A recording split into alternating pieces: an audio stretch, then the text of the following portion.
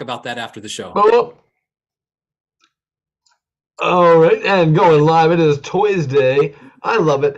B just came running on the room here. Everybody joined us in the chat there. You didn't catch it, but B's caught some jacked forearms. I didn't even get a chance to tell him. I was like, damn, dude, you've been hitting the gym? But I didn't even get a chance to ask him yet. B, you been hitting the gym? I have not been hitting the gym. I have not been. Well, unless, push-ups are the gym. That's my gym. Hey, I figure a rousing round of push-ups, bro, like at this age, bro, I'll be 45 in a few months, and push-ups at 45, I mean, shit, bro, that's a workout. I'm sorry, I heard arousing, and I just stopped. I heard nothing else. That being said, though, man. fun little thing, man, for anybody out there, fun little challenge for yourself. Why the heck not? Because it'll be a good little thing, dopamine, right? Try and do 100 push-ups for 100 days straight. So every single day you do 100 push-ups. Now the reason why this becomes a challenge is everybody thinks, oh, frig it, I'm just gonna do them all in one big batch, and then they get tuckered out by the end of the 100 days. Spread it out, homies. 10 push-ups, 10 times broken out in a day. You are gonna be jacked before you know it. Then up it 200. Then up it 300. Before you know it, you're gonna have such bad shoulder issues. Great workout. I'll tell you what, 100 for 100 days straight, that's a bitch right there. That's a killer, man. That's Look a up tough the one. Batman workout. Makes you feel cool because the whole time you're just sitting there picturing, yeah, this is what I would do if I was gonna go run the streets beating up bad guys at night. Yeah, punching. If this was for punching, that's what I do. Jazz Wizard says his forearms are for jacking also. Absolutely, right on. Pocket Salsa says, how about those Dodgers dodging every single win possible? Here's a quick story, Pocket Salsa. I just got back from Vegas, was hanging out with a bunch of Dodger fans, and I'll tell you what, man, long night for the Dodger fans. Moving on. That's all we got to say about that, because the Dodgers are done until next year. So they dodged that one. Absolutely. Pocket Salsa says dodging every win possible. That's that being said, we didn't even greet all the homies coming in there. You guys know, yeah, the Furby show coming on. We got Yuckotoys coming on. We got Toys on Tap. Yuckotoys of Toys on Tap.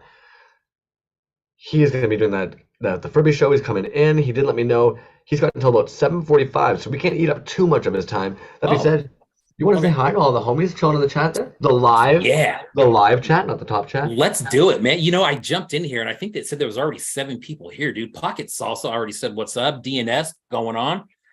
Vomiting Droids, you funny man. Lynn's the Rat Boy. 8-Bit Mike Bootleg. Toyco. Suki in the house. 8-Bit Mike. Gray Skull Toys. Mr. Ordinary. Zimitco. Bliss Receptor. Saw your name on a certain poster for a certain show that is possibly happening next week, which means it's definitely happening next week. I was super stoked to see Bliss Receptor's name on there. Daniel Anto, what's up? Jazz Wizzy with the big forearms. Drazy, Fletcher is in the house. Fletcher came by and said hello last weekend. Thank you very much. Street Fight in the house. Whew, what's up, Crumbs? I'm not tired. That's one thing. I'm not tired. Also, any of the homies, dudes, we got to put that out there. Reach out, look for numbers in your area. If you don't know numbers in your area, reach out for those things. There's resources. If you guys don't know those resources or need a hand finding those resources, reach out to somebody that can maybe help you find some of those resources. We're entering into winter. Everybody's feeling those little dips. Let's spread that resource knowledge that we all have, so that if there's tools out there that people can have access to, we can, spread those tools around. That's all I'm saying. Absolutely, man. Yuckamuck. What's up, dude? You know what, man? I'm going to throw something out there just because we're speaking on positivity real quick. The t-shirt I'm wearing tonight says #LLN.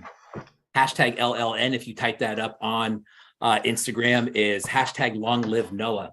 Noah is was a friend of my son's. Damn. Who his father and I grew up together. We're like homies. We work together every day. Noah was tragically murdered a few months back. And if you just go to #LLN and see what's going on with that whole kind of movement here in town, that would be really cool if everybody checked that out. There's no donation. It's not like a money thing, man. It's just kind of spreading the word about Noah. And that's it, man. So that's what that's about. Positivity. I mean, not that we ever talk about positivity on here. It's just toys all the time. It's the only thing we talk about is toys. Jeez. Yeah, good shout out for you, man. And yeah, man. All right, fun night ahead here. Yeah. Anything you want to get off your chest? Only because I know that Abe's on a tight schedule, getting off to Toy du Jour. Did you want to get anything off your brain or chest before we maybe pull him right on in here tonight?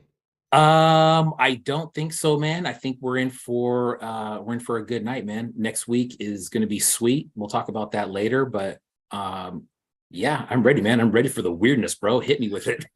Yeah. Now, and admittedly, anybody who's watching there, the Furby show is going to be actually tomorrow. It's on Friday. We're just weirdos, and we're looking, and people are posting things, so we're looking at it. And we're going to bug Abe. Admittedly, I think we're going to probably end up bugging Abe quite a bit for the fact that he's somebody who's ended up making toys during the COVID period, as well as an individual who's the founder of Toys on Tap, which has become pretty big. It's, you know, I was thinking on the way home from the airport just now of kind of like everything that he's doing, dude. And as far as like one-on-one interviews go in this community, man, that's the standard, right? It's something that came around a few years ago. The number of episodes is well into the over 100 now. But I mean, if anybody comes on and says, you know, or say, hey, I'm looking for an interview with, you know, fill in the blank, good chance that Abe has done it, man. And that is, it's a cool thing for the artist, man. It's really, really cool rep for the community and for everybody that's out there. Highly recommend that podcast if anybody is into podcasts, or pass it along, man. Let people let people see what's up. Always gotta push more toy podcasts out there. Real quick, do you have pieces there for giveaways you want to show real quick? I don't. I didn't have any giveaways for tonight. We do have some, That's okay. But I figured that we'd be diving into Furby galore. Yeah. Furby galore. Well, let's pull an Abe. Abe, homie, you're gonna see that invite go through in a second, and of course, if you don't mind, just turn off the mute on the YouTube. Oh, B, you cracked me up, homie. Oh goodness. So that no. That's good, man. And so prompt, boom, what up? It's gone. Yeah. That's as much as you're gonna wear that mask. That was it. I bought that thing for $40 just for like 2 minutes worth of video. That's great, dude. I've never seen that before. What is up, dude? That hat, man. I keep forgetting to snag one of those. Yeah, that's sick, bro. I love that. Maybe it's the colors, the lightning. I don't know what it is, or that dude's. I mean, it's probably all that. Plus, he's a dope artist. The green throws me off because that doesn't match anything else, but I dig it. Yeah, if it was that blue, right? That would be something. Right? See, this is people that wear hats can't talk about hats because then we criticize all hats. It's not good. I know. It becomes a thing, right? Yeah, I love it. Meanwhile, I'm got tonight. No, how are you tonight? You don't get to turn this around, Mr. Interview. Good. I'm stoked. Sadly, because I live in San Diego, the only like direct flights to Toy du Jour are 10 p.m. to 5 a.m. all red eye. So that's it's a pain in my ass, but that's what I'm doing. And I got a middle seat because I want to suffer, and so I'm stoked. Dude, I'm gonna ask, what's pulling you to Toy du Jour for the actual showing of this show? Because of course, like, you don't have to really. What's dragging you there, man? I mean, I just love Sam. He's such a cool guy. Over there at Toy du Jour. This is my first show that I've curated. I don't know, something about like my love for Furbies, my love for all that stuff. And so I told him that I would show up, hell or high water, I'm getting there. And so it was cool just to say, like, you hosted it, so the least I can do is just walk in the door. We're getting ahead of ourselves because we just know you so well. Why don't you tell everybody in the chat who the hell you are, man? Please. I'm Abe. I daylight as a stripper. Buy my toys because I don't have the body for an OnlyFans. I heard that that soundbite as someone's video, and I was so shocked. No, I run Yuckotoys, and then I do Toys on Tap, which has been super fun and fulfilling. And then I just make shit, and then now I'm hosting the Furby show. And keep going. There's more. What else you got up your sleeve? Okay, I'll give you guys a little sneak peek. You ready? You're missing it though. It's not what I'm talking about. You're involved in something else. What is it? Once a month. Am I involved? Oh, yeah. The bootleg toy market. Come on, it's dog. so sick. I love it. I know. I'm so sorry. I thought you were like pulling for something secret coming out of me, and I was ready to divulge. But hey, go ahead with that as well. That's perfect. Yeah, here's the funny thing. I think that this is such a funny thing to say, especially in this kind of a setting. I had Zymatco on Tuesday, so he's coming in next week. And if people know me, they know I love religious art. I love it. I love whatever you do. My favorite painting or picture of all time is Piss Christ. It's like my favorite thing. Here's my second favorite thing. Most people don't know. I work in a church. And so people I knew that. like, yeah. So Zymatco and I were like, he's like talking about like religion and all that stuff. And I love it. I love his pieces. I love how good they are. Yeah. I dig that, dude, because I knew both of those things, and I know how some people respond to religion in general, dude. And I think it's funny just because I've known that for years now about you. I've seen some of your work, and I think it's great, man. And it's just funny how there is that big contrast, and yet you're talking about it. That's funny, man. Zymatco, what a great dude too, man. If a lot of people ask, when I direct him to episodes, he's always in there, man. Like, make sure you check that one out too, because that dude is something else. Yeah. He was a cool guy. He was fun. He's super fun to talk to, especially because he does this full time. We don't get that often. And absolutely. And he's a maniac about it, man. Like, there's people who might do it full time, and they've got other reasons why they can do it full time and everything, but they're not casting like he is. He is literally like, he's going full time too. Yeah, and it's unreal. Like, it was super, super cool to talk to him about, like, just his nonstop. Like, him and Resin Blood have that in common. It feels like they're just going nonstop, and it's so sick to see. Yeah, so if there's a shortage of anything, it's probably his fault, I would think, man, with all those. It seems like every day it's a whole new page of stuff. Yeah. That being said, let's get to the Furby show, man. Tell me why you chose Furby as a kind of a landscape for this one. What is it about Furbies you dig? Here is a little known thing. If you love Ninja Turtles and Scott Hensey for sculpting them, Scott also sculpted the McDonald's Happy Meal Furby that we all know and love. So it's crazy, like, talking to Scott, and then my love for Furbies, because they're just like, I am that generation. I think it was 8 years old or 7 years old when they came out. And so seeing all the controversy and owning a couple of them, and like knowing all the weird details, like the lawsuits and doing the toy history of them, there's so much stuff that is involved in such a dumbass toy that it's perfect. And so the second I reached out to, how it initially started was I told Toy du Jour that I was going to shop it around and find a place for this show. And the second that I said it, he was like, "Oh, you found your spot. Let's do this." So it was awesome. And I think my love for Furbies, I don't know. They're just weird. They're just crazy, weird things. And there is definitely a rabbit hole when you start looking at those things, man. I think they came out in 98. In 98, I was like 18, 19 years old. So I missed that thing.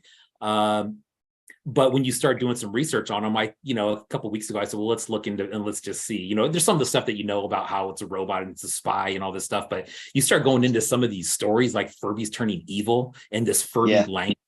It's so bizarre, dude. And the more you read, and then you kind of match that up with the pieces in the show, and you're like, oh, this is great, man. This turned out to be a really good format because it's so weird.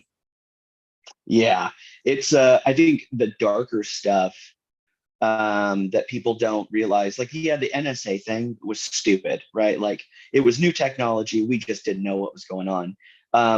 Weirder things, like they got sued by, I forget who made the movie Gremlins. Anyone know who owns that? That's not a Tim Burton, is it? No, I don't know. no. Whoever owns it, they came after the Tiger, I think, made Furby. Okay. They came after him, and they said this looks way too close to our people.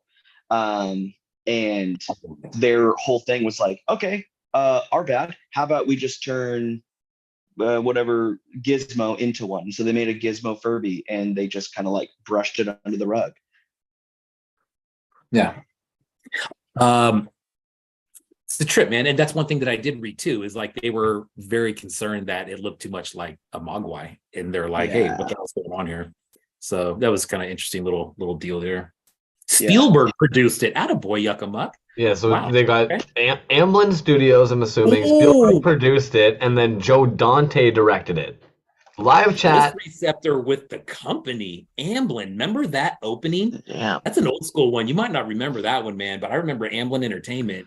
When that movie came on, it has like a specific deal for it. Anyways. This guy over here, eh? Yeah. Back in my day, kids, Amblin made great films. Sorry, man. Now, dude, out of curiosity, because I remember you talking about Furbies, even go back, maybe even like a year and a half ago, I remember you stumbled on some, and you were getting jazzed up on them. Would you say it's the McDonald's ones? Is it like the Furbies? Is it the lore? What attracts you probably the most to these things? I think it's the lore for sure, and I think the old ones are really cool. The McDonald's ones are super cheap, like not well made. It is what it is. The only reason I used those for the show was it was to save kind of shelf space. It was like, oh, how am I going to do this to make it so I can fit the most amount of artists? But on top of that, I mean, I messed it up because the second I said like, oh, you can customize this or you can do something else, half the people, including myself, are like, we're going to do something else.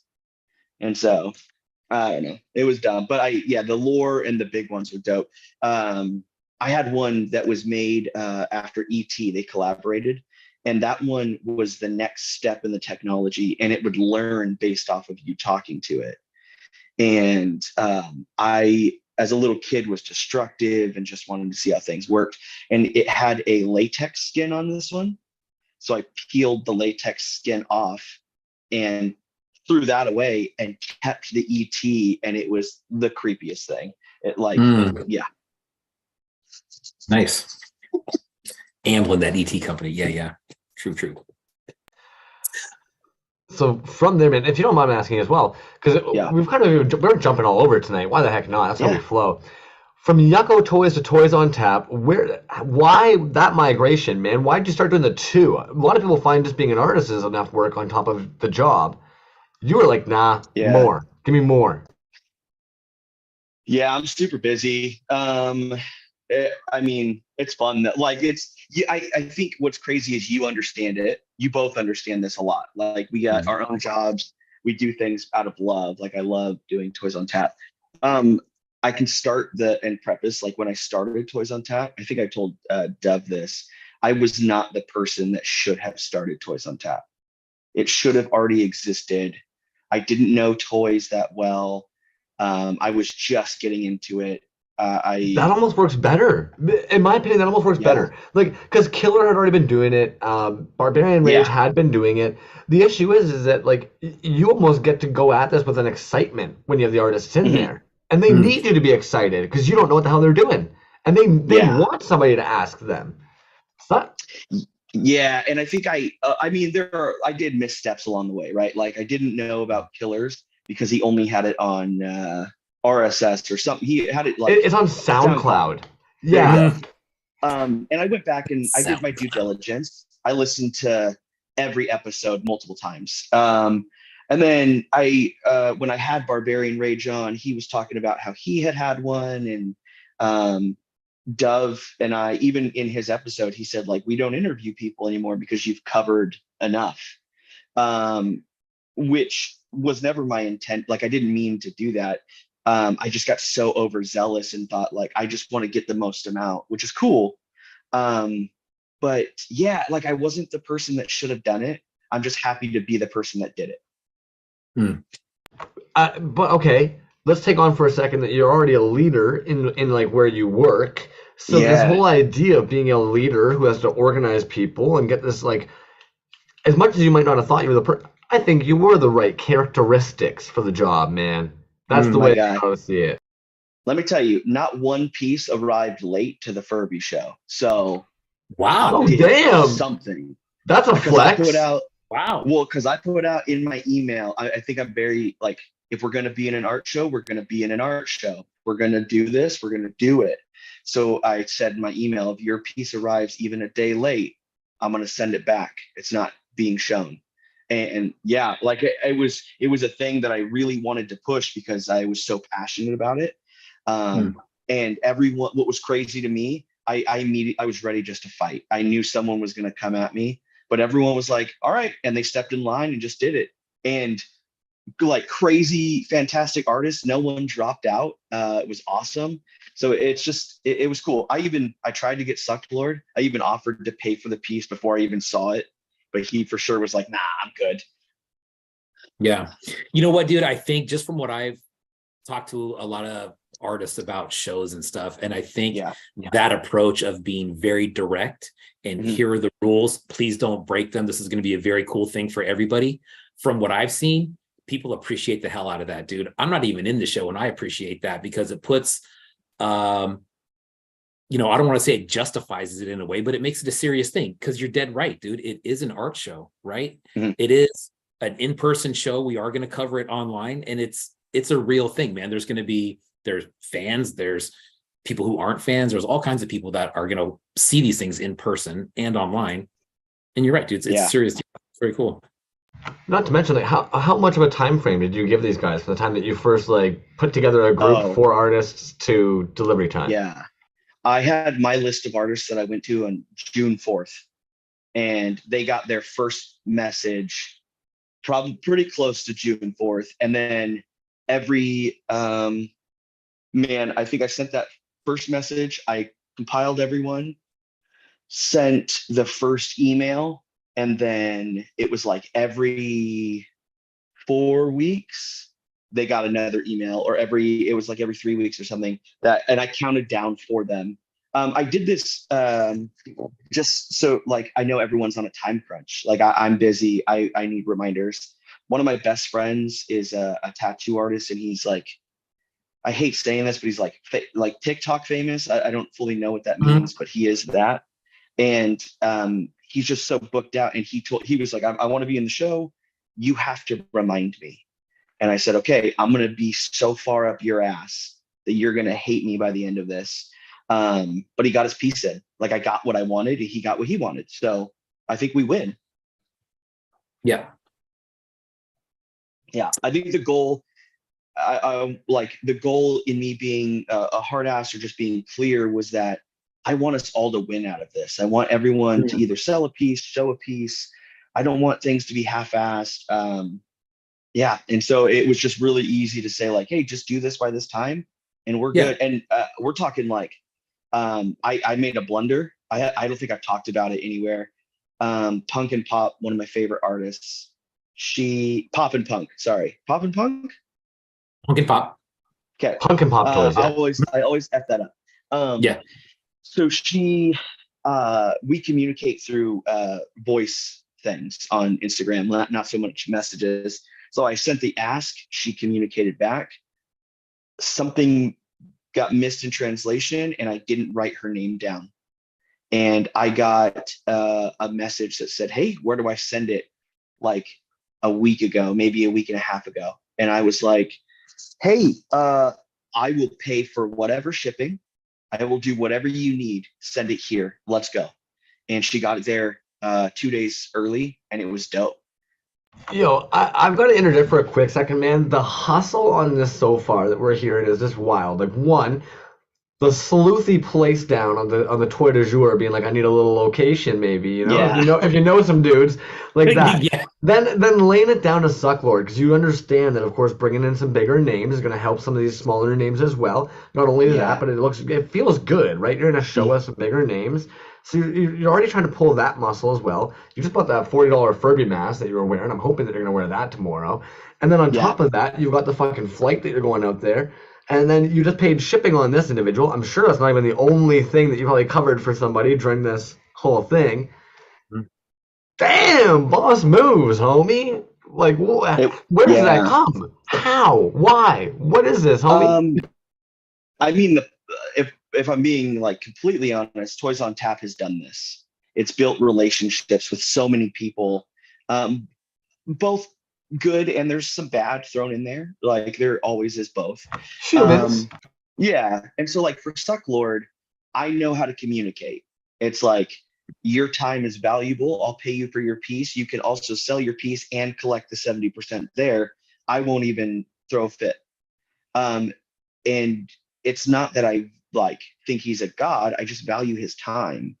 And so, and then like reaching out to Brad at Battle Babies or Todd over at Junk Fed, just building relationships with them over time and having both of them on the podcast. And plus this show was really based around people that I really enjoy their art and really enjoy, I think, just talking to them one-on-one. Not to say that there isn't more that I enjoy, but these are the ones that I've probably had the most amount of connections with. And so, like, I think it's 39 or 38 artists. I'm up to 141 episodes, and I have a list of like another 100. So there are so many good artists out there. These are just the ones that I've talked to the most over the amount of time. Yeah. And people, what's crazy is like people have pulled out all the stops, and it has been super humbling. Like Death and Strawberries, I can't describe. Like he did that for a show that's not even a major show, and so it's like, holy, like thank you so much. I hope it, like, I know it's gonna do well. I hope you get the recognition you deserve. You know, I think that comes down to like the person throwing the show, though, man. Because the reality, even Death and Strawberries, I have talked about this. He acknowledges too. It's like I put all this work into a piece for like a show, but the reality is he probably wouldn't have pushed the boundaries to make what he made if it hadn't have been for the show. And I think you making this show, one, the people you had in it, and then making it seem like an actual art show, it pushes everybody to really push it a little bit more. Because they all know if I'm going to send this out there, it's going to be sent at Toy du Jour, I want it to be shining next to all the other pieces out there. Like, that's a good move on your part, dude, because then you just motivated and pushed and inspired a whole bunch of artists to work with a fucking sculpt most of them probably wouldn't have touched. Let's be real. Yeah. That Furby sculpt. Yeah. And I my goal was to push people in ways they hadn't been. Like Hella Radical did sculpting. Like he said he had never done that before. Full custom. And that's even interesting, man, because you brought it up earlier that you said that you could do a custom or whatever the heck you want. And like, we're going to dip through those tabs later. People really went all over. There's some people who did customs. There's some people who just went ape on these things. Yeah, there's some people that haven't posted yet, like Brad's from Battle Babies. His is intense. It's like a full scene. It's pretty intense. I pulled one from Dakin over in New Zealand, and he, like, his is this like warlord inside of a dead Last Bastion sent over I think 3 or 4 like dissected people. Like people just went ham, and it was cool because I didn't have any. I was on the other side of the spectrum. Me and Toyz were talking, and I was like, listen, people are going to go dark. It is what it is, and I kind of am in that like area. And my piece, like, I love my piece, and it's a piece I'm going to sell. It's in decon. I got things going with it. But it was like people, it was so humbling because it was like, oh, I'm here. Like I'm around artists now. Like, let's do this. Street Fight said shows definitely push people into actions and get their brainstorming sessions going. So going back to what you were just saying about the I think it's just shows in general, right? Like, would you agree Yeah. about that? I mean, it's not just online shows, but I'm sorry, it's not just in-person shows, but it's online shows as well. Now, Yeah. online shows been catching some heat in the community for some fucking reason recently, Yeah. right? And I disagree 100% wholeheartedly. I'd love to have a conversation with the individual on why that statement thinks it's true, dude, because I think it's the absolute complete opposite, right? An online show, just because it's online, that doesn't mean you're not going to get recognition. And it does push the boundaries of, hey, this is what the format is. You got to get your mind working. And I think, like you said, Death and Strawberries is a great example of that, man. It's people who go all out no matter what the format is. Yeah. I think just shows in general are important. Yeah, full disclosure, I don't love online shows, but the reason isn't because of the online show. It's because I don't know fully how, though I think I'm savvy with social media, I don't know how to do an online show well. So that's why I don't love them, because I haven't learned that. But curating a show and making sure that there's a space, but then also having someone that's going to set it up, I don't have to do that part. That just makes the show easier for me. With that said, like, I participate in almost every online show I'm invited to.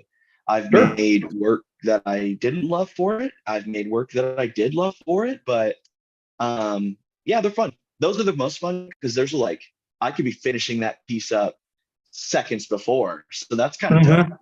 Yeah. You're right, man. There's definitely little nuances. I guess pros and cons, I guess you could say, for each one, but Both like I said, very valuable.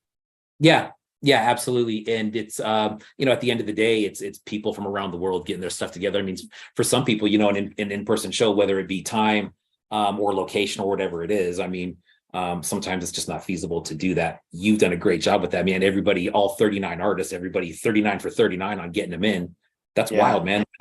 I think that really speaks to the dedication of the artists. And like you said, man, hey, people are going to be watching this. You don't want to turn anything half done. You don't want to not turn anything because your name's on the flyer already. So it's kind of like a little nudge, right? Like, hey, this is serious. Let's be serious about it. It's cool, man. Yeah. Thank Plastic you. Geek, what up? Porpoise, what up? So Abe, you're going to be going down to Toy de Jour. You're going to be showing up there. Yeah. What are kind of the plans for like explain to us what your Chicago plans are going to be while you're there? You ready for like it's not good. I get in at 5 a.m. I have a couple volunteers that own a house there, so I get to stay like at their house, which is dope. I get in at 5. I go to sleep. I wake up, eat, get ready to go to the show that night, and then I fly home Saturday. Like it was just, I'm going there for that. I mean, I have a little bit of time on Saturday because I'm trying to, like, I know Tone Zone's going to be there. ToyzAholic will be there. I want to hang out with Toy de Jour a little bit outside of the show. But yeah, it's a quick trip. And I don't love flying. So it's like quick trip and then back-to-back flights. It's just there. That's a tough schedule, man. Holy smokes. Yeah. Quick trip. Please tell me you're gonna wear that Furby mask the whole time at the show, though. I will open it and have it there for a little bit. But I might just set it on a shelf somewhere and be like, whoever picks it up, it's yours. Like you found it. Bro, but the killer would be, right, if in your line of work you wore that for work one day and people would trip. Yeah, guaranteed. They would. I don't think you'd be welcome back, honestly. Yeah, they'd be like, "Hey, here's your 2-week notice. You need to not come back." Yeah. And a matter of fact, take it 2 weeks early. Hit the road, Jack. Yeah. Throwing a show like. Nope. Go ahead. I was gonna say something super lame. Go ahead, bro. All right. I was gonna ask, throwing a show like this, man. Like, what would you maybe suggest to other people who wanted to throw a show that they're going to be curating? What are maybe some of like key pointers you would tell them to have down pat? Don't find too many artists that do the same thing. Like, dang, that's good. Yeah, there's nothing. pause. There's nothing wrong with a museum full of paintings. But if you notice, even though they're all paintings, they're all painted with different mediums and they all got stuff going on. So, and I reached out to people that I hadn't seen on a flyer in a long time. And so it was like Mock Toys. I was like, hey, what you got going on?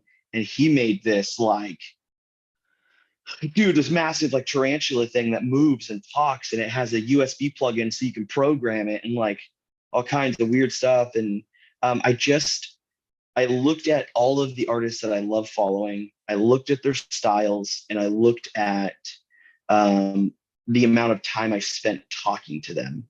And so it like I tried to narrow all these things down. But the flip side, when I reached out to Rainbow Yan, I said, hey, like, you want to be a part of this? He obliged and was like, absolutely. Made something completely different than his other work. So this is kind of like I also got tossed into that. But yeah, I think if you're going to curate something, I found there's a couple people doing prints and a couple other things going on. Yeah, if you're going to curate it, don't find like the 30 people that only pour resin. Don't find the 30 people that only sculpt toys. Take half and half, and then throw a second show for the other half, just so that people. I think with resin particularly, when you have someone like, I don't know, let's like LM9, you have them on, their work is flawless. It is unreasonably good, and it is so crazy. And so when you have so many caliber pieces like that, and it just looks like you're walking through a toy store instead of an art show, and it's like, we got to get some, like, this is intense. But yeah, I have plans to throw another one with like the second set of 39 favorite artists that I have, but that's down the road. Well, and what's cool too, man, is like, you know, even artists who are newer to the scene or haven't even done a show yet. I'm sure there's people who maybe this is their first show. That it's the Furby show. It's a good benchmark to even look back on and say, well, this was my piece in the Furby show. I was only really doing it for a few months or a year at that time. 2 or 3 years down the road, look at my stuff now. You know, you can kind of see how it goes. But that's a great point, man, to have different mediums in there. You know, prints, vinyl, resin. Yeah. Did you check Malo Toys, her Forb that she made? Sick. Okay, so this is also the thing you run into. Like, I thought she was going to do something possibly with Creature, but came up with a piece that like I saw progress pics as it was happening, and I almost like every time I saw it, I was like, what are we doing here? And it came out so sick, and it came out perfect. But I don't know, I could have never planned for that. That's why I think the show is working at the moment. Bro, perfect example of a show bringing on something else and letting the artist kind of do something. And I agree 100%, dude. She does great creatures. They're flawless, dude. Everyone is cool. The backers are clever, and they're always really, really good quality. And so to see that, completely off the map and still dope. Yeah. And I think because I also wanted to be a part of the show. And so I thought, like, okay, how am I going to do this? And I don't ever want to do something like that's too outlandish for one show. So I like worked it out with Dove so that I can also throw him an exclusive, and like it created something that was super cool. And it was the first time that like I myself, just what I was doing, I pulled from 3 other artists to help make mine come to life. And so I was like super stoked. Like I'm not going to make my money back. I'm not even going to come close. Yeah. But it's not about that, right? Well, it's not about that. I mean, it takes a hit to the soul, right? So it's like, but what it's about is like the doors it's opening up later, which are I like just insane. So it's cool that that's all happening. Dope. No, I totally agree with that, man. And that being said, if you don't mind us asking, what does the next little bit for Yuckotoys look like? And also, what does the next little bit look for Toys on Tap? If we were to divide them into 2, if you don't mind, the Chapter 1 Yucko, Chapter 2 Toys on Tap, what's it look like? Yeah, so Dark Rainbow, for Toys on Tap, we're going to continue. I'm moving into doing full scale videos for YouTube.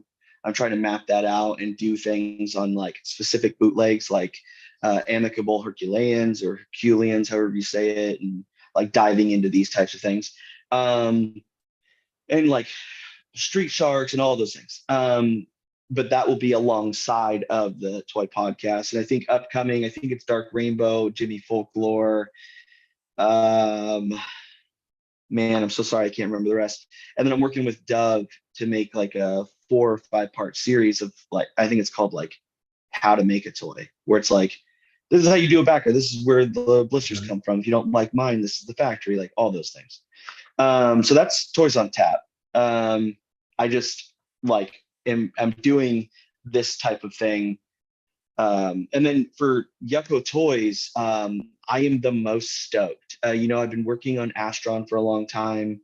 And it's still not exactly where I want it, but I'm working on the comic book now with a couple artists and working on fixing the articulation and but I'm so that Ferb Zerker that I made in working it out and figuring out all the stuff in doing decon and doing this show, a gallery wants to partner and turn it into a vinyl toy that's 10 inches with 2 variations and articulated. And so that kind of sprung out of nowhere.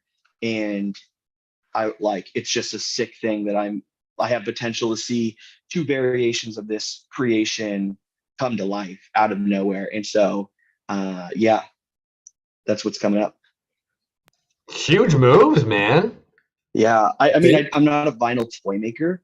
Like I've never, and like, I know nothing about soft vinyl. I know nothing about vinyl toys and hip hop. Like I know nothing about that. So the second that it started, it was like, let's do it.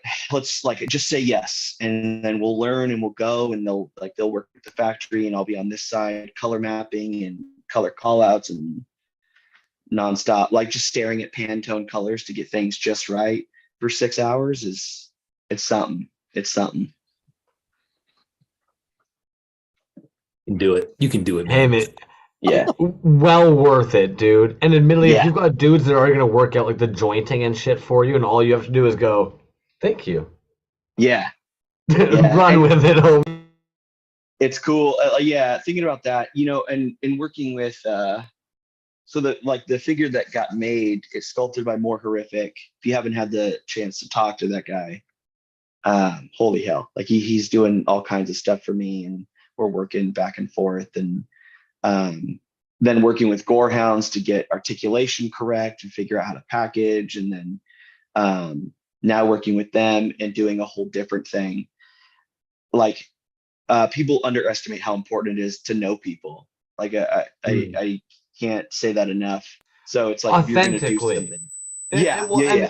Because you nailed it earlier, and I almost touched on it, but I didn't quite want to get into it. But it's kind of poison it. But it's that authentic and you have to engage people. You can't just reach out to somebody and be like, "Hey, man, like we should work together. We should collab." Right. Like, you know, at the end of the day, I'm sure they've got 10 billion people doing that to them. And unfortunately, even if you reach out to somebody and be like, "You should make my toy in vinyl," they're like, "Yeah, back of the line, homie." Like, the more that you do network with people and you end up being able to show that you can actually bring your side of the table, the more that people want to come and eat at your table with you, man.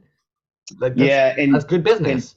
And pay them. Like, I think that is huge. Like, collaborations are important, and I think that there's a way to do. And I haven't seen it effectively where it's like there's a way to partner. But you have a business brain, right? Like, I paid More Horrific because what he did was art. I paid Gorehounds because what he did was art. And so it's like, if I value it, it's gonna happen. Earlier when we were talking though, and I even mentioned, I was like, yeah, but you were the right guy for the job because your brain from what you do for work, it creates that type of personality. I've mentioned it to some of the dudes in here. The reality is that creatives and capitalism don't go hand in hand very well. There's a reason that bands have a manager. There's a reason that like publishers typically handle the writer's work, right? Like, you put somebody who's really good at business, who seems to help and direct artists. So at the end of the day, man, when you're talking about being able to actually pay people, that's the difference of understanding how to make business relationships with somebody. Yeah, and it's tough because we're working with a lot of people that don't. I'm very bold when it comes to that. Like, I would say that both of you would probably join me in this, and like, if you've messaged someone because you like it, you're like, how? Okay, tell me a price, and like, let's do this. Mm. And a lot of people get sheepish with that, not because they don't think they're worth it, but that's kind of abrasive and unintentional, but it's abrasive. But I'm more than happy to say like, no, like I don't want a discount. I don't like your work is your work, so let's do that. I'll recoup mine wherever I need to. Mhm. It's not about that right now, and so that's been pretty cool. Dude, I dig that, man, because you're right. I mean, everybody being nice and being open and not gatekeeping and all that, that goes far, right? But at some point Yeah. that stops and you're like, all right, so there's got to be some sort of like monetary value to this. And I think that when you are direct with people and artists and say, no, your time is worth more than that. I do that with Hurt all the time. That guy wants to give me everything that he's ever made for free. And Right. it's like, no, I'm going to pay full price for this because that's what you intended these to do is make money off of these. And so let's make some money off of these, you know? Yeah.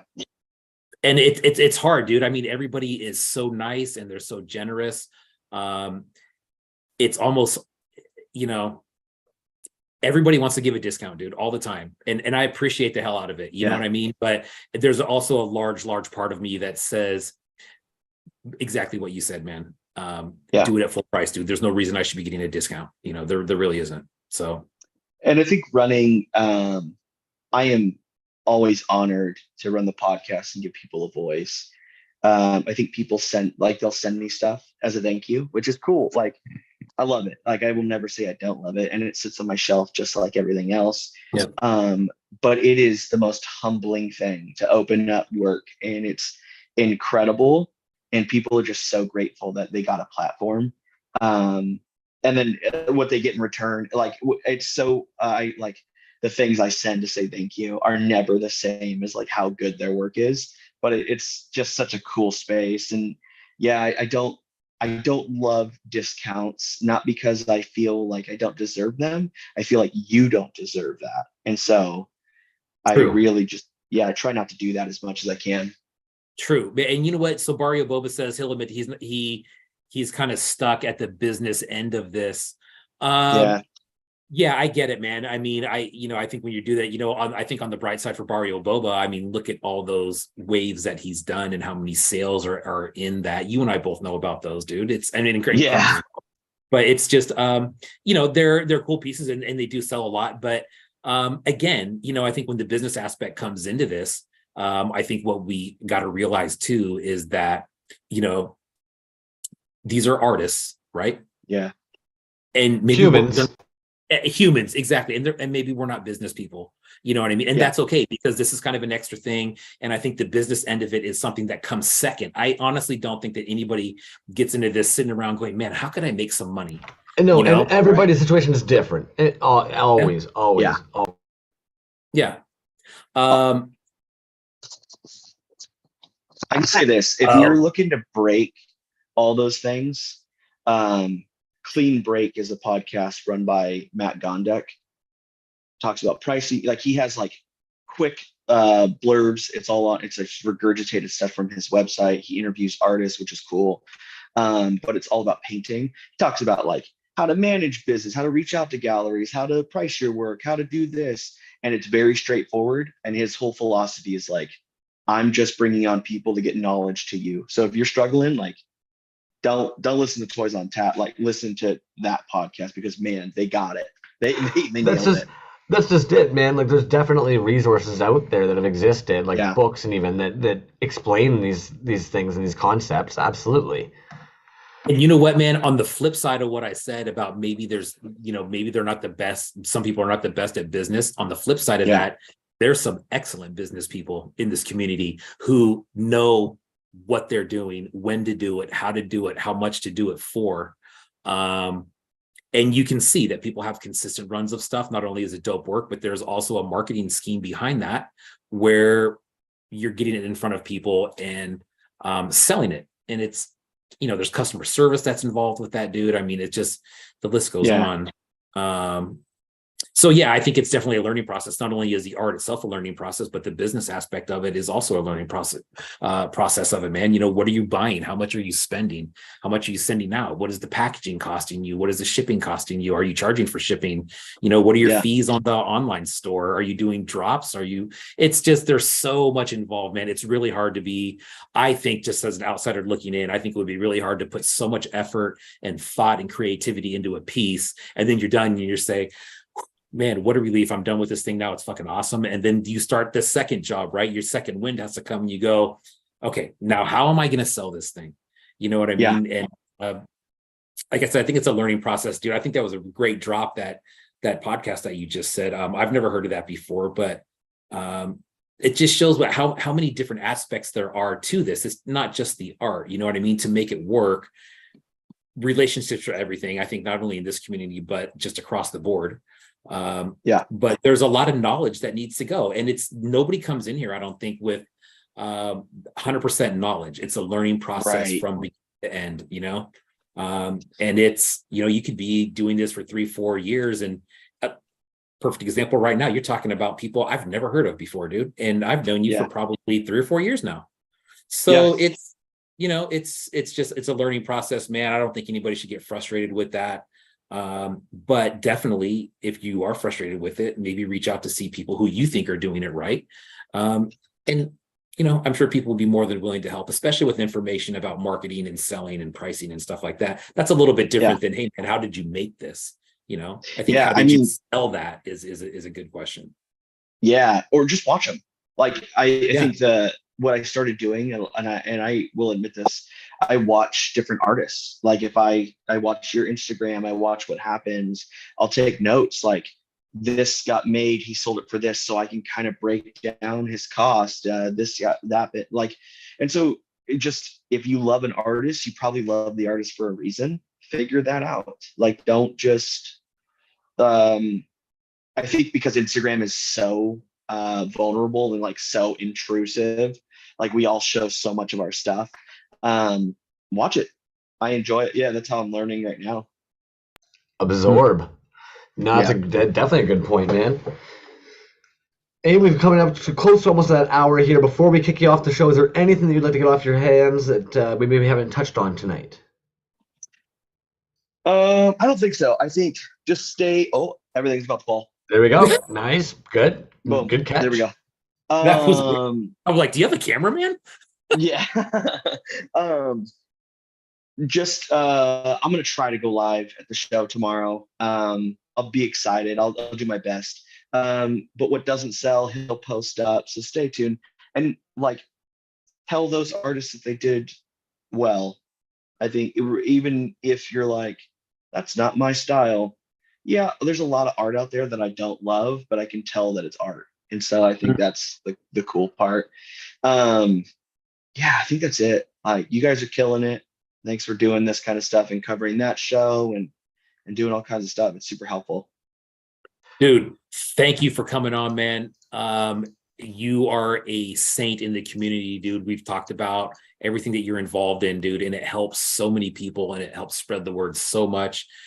I'm stoked about the Furby show, and you know, that's coming from somebody who was not into Furbies and just kind of missed that whole wave of that, you know. But dude, your time is valuable. Thanks for spending it tonight. Looking forward to that Furby show, dude. That's gonna be sick, dude. Great job already on that, man. It sounds like you really got you're really working the details, man. I think that's super important. Thank you. Also, if you think that your thank you packages suck, ours are just, we send a bee to your door and he tickles you to death. So good luck waiting for that one, man. I'll be in San Diego next month. Yucko, Toys on Tap, thank you very, very much, man. Like B said, we know that you're very busy. I hope that you end up getting a safe flight and it's quick and stress-free and you can just get a nice sleep and that you meet a bunch of great, awesome artists, man. Yeah, dude. Really cool, man. I'll be honest, dude. When I first saw the thing and heard about Furby show, I was like, meh, it's cool. And then I saw everybody, dude, honestly, what really, you know, when I saw the lineup, I'm like, okay, now I'm into this, dude, because there's a lot of people that we know and that are in this room right now that are going to be doing pieces in there. And I really like that it's so that Furby's, I think the pieces that we see, like you said, bro, they are so all over the place. They are so all over the place, man. And I think no matter what the subject is, as long as you can get that really nice variety in there, it's the spice of life, right? When I get to San Diego dinner, I'm holding you to that, bro. Oh my goodness. Could you guys actually imagine Abe and B trying to fight over the fucking check at the end of a dinner? Holy crap. Dude, what's that? There's an episode of The Office when Andy and Dwight are trying to kind of outclass each other and who's going to be the nicer guy. Oh, dude, there's a part where they shake hands and neither wants to be the guy to let go first. Knowing you guys, one of you would end up mailing a check to the other one anyways. You'd be like, oh, fine, yeah, okay, you cover it. Next thing you know, Abe gets a friggin' letter. It's a check from B for the exact amount for dinner. Oh, man. No, that's a spicy meatball. I will say, man, I think I'm glad we got a chance to do that. Because I wish we would have had almost more time to not just talk about the Furby show, because I do feel that Yuckotoys hasn't been interviewed in years, unfortunately, because he is Toys on Tap. So we really nobody's really been poking at Yucko to see like what's been going on in that creative space, and we got a little taste of Abe. Like obviously the man's the man there, the brain is still doing his thing, but a little different than just talking to an artist like we normally would. Tonight was really focused on talking about Toys on Tap and networking, a lot of networking talk, man, and the benefits that can come from just not being an asshole in the DMs. I gotta fucking take a card out. Yeah, 100%. 100%, dude. I think we could probably do a whole nother episode, or we should do another episode where we have Abe on, where it's not, next to a show that he's throwing in. We honestly could probably go on for 2 or 3 hours of just kind of what we were just talking about now, right? Other stuff besides the show. Yeah. Imagine an all-star rapid round where we take in some of the best-selling artists from the toy scene. We scour it to find the dudes who probably have been able to sell the most, and we pull them in. Each one gets 10 minutes, kick them the fuck out of there. Boom. Yeah. Boom. See ya. And you know what, man? Like I said, dude, I think Abe was around when I first came into this, around 2000-ish, right? Like mid to end of 2000-ish, and I think Abe was already kind of established as Yuckotoys at the time. But to see his passion and kind of where he was, Abe's a different dude than he was 3 years ago, and I think you can see that growth from like it started off with Yuckotoys and some of those pieces and what they look like to, you heard what he's talking about now, some of the work that he's doing with, I mean, he is on that level where he's reaching out to really, really big artists and they're collabing on stuff. I think another thing that's really important that what he said was, when you talk to an artist and you say, are you interested in selling that? And then you get into the whole buying game. The point there is just asking in general. I thought a lot of people ask, where did you get this piece? I saw it on his page and it wasn't for sale. Yeah, but if you ask him, it's for sale. You know what I mean? And sometimes there's artists out there who just don't know, or I don't want to say don't know, but are just a little bit shy on that end to throw prices out there. But not. Sometimes you got to be proactive about it.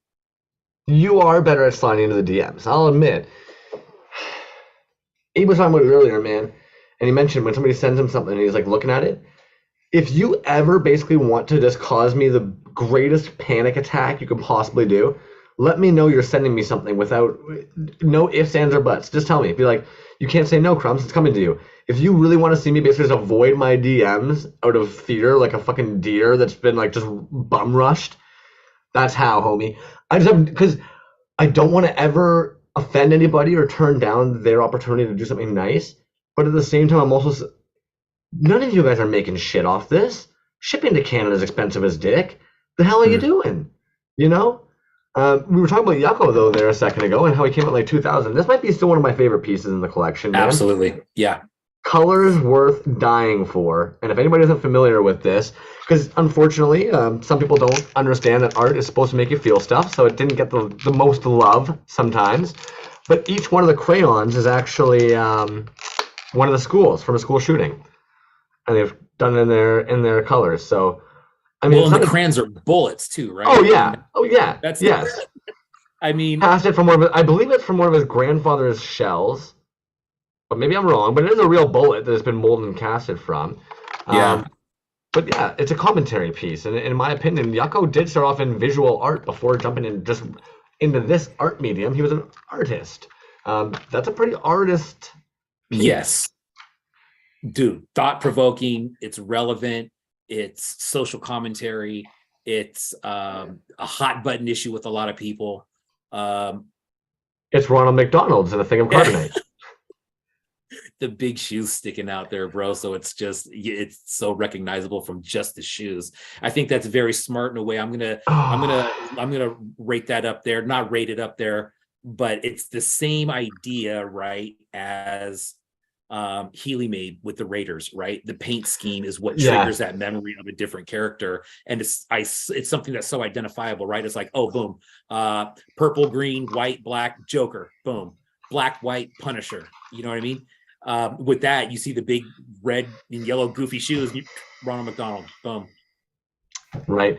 And I'll admit, man, what was funny about that is it came out right at a time period. Like the card for it talks about how it's like the Burger King is taking over like the whole galactic fast foods. North Bay hadn't had a Burger King in like forever, and we had just gotten one.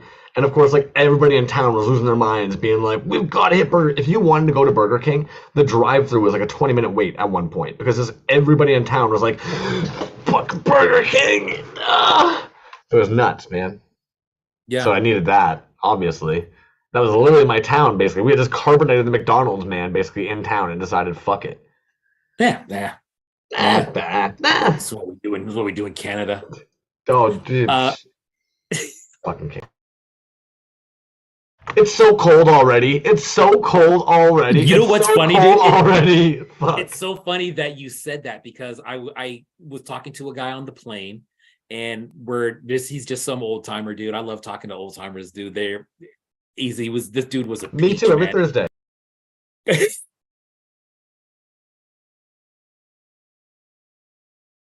Oh man. So we're talking about Montana for some reason, right? And this dude's from Canada, and he goes, I'm from Canada, and I was freezing my ass off in Montana. He's go, that should tell you how cold Montana is, because Canada's cold as fuck. And I said, hey man, I got friends up there. I'm aware it's pretty cold. Doesn't get that cold where I live, but Dude, it's so stupid. You'd think in Toronto it'd be warmer than up north in North Bay, but for whatever reason, snow actually like insulates. So here you just get all the fucking wind tunnels coming off of Lake Ontario, right in between these big giant skyscrapers. On top of like the ground is just always wet. It's just wet, slushy bullshit everywhere because it's just so much traffic and people moving all the time. yeah, It's just wet and damp and fuck it, dude. I hate it already. Crumbs will be visiting the old folks. I wouldn't mind visiting an old folks' home, but I'd probably have too much in common with them. That's probably the issue, man. Fucking Jello and nap time. What you got over there? You got some THC tablets? Hold the brother up. Oh Come on. man. CBD for your arthritis? I'm taking those too, bud. Yeah, right.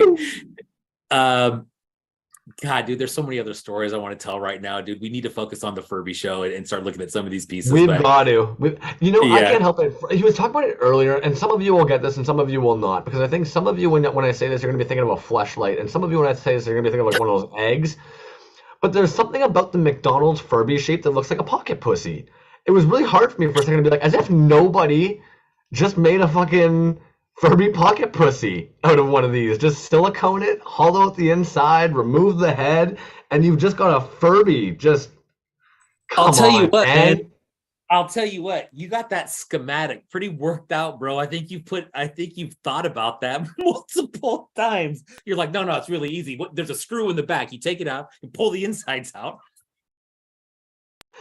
Just a little petroleum jelly up in that. You're good to go, homies. Oh, man. 39 artists in the Furby show, and he said that 39 for 39 got their pieces in on time. I think that's dope, dude. And again, I'll say it. I think that really shows how the artists are taking the show, and it's serious. It's a serious thing. It's a gallery show, yeah,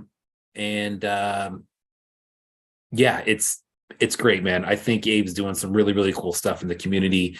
I didn't even ask him, dude. Is this his first show? This is his first show, yes?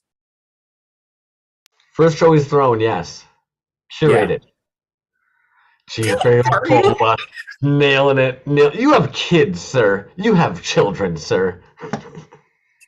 Bro, that is great. That is funny.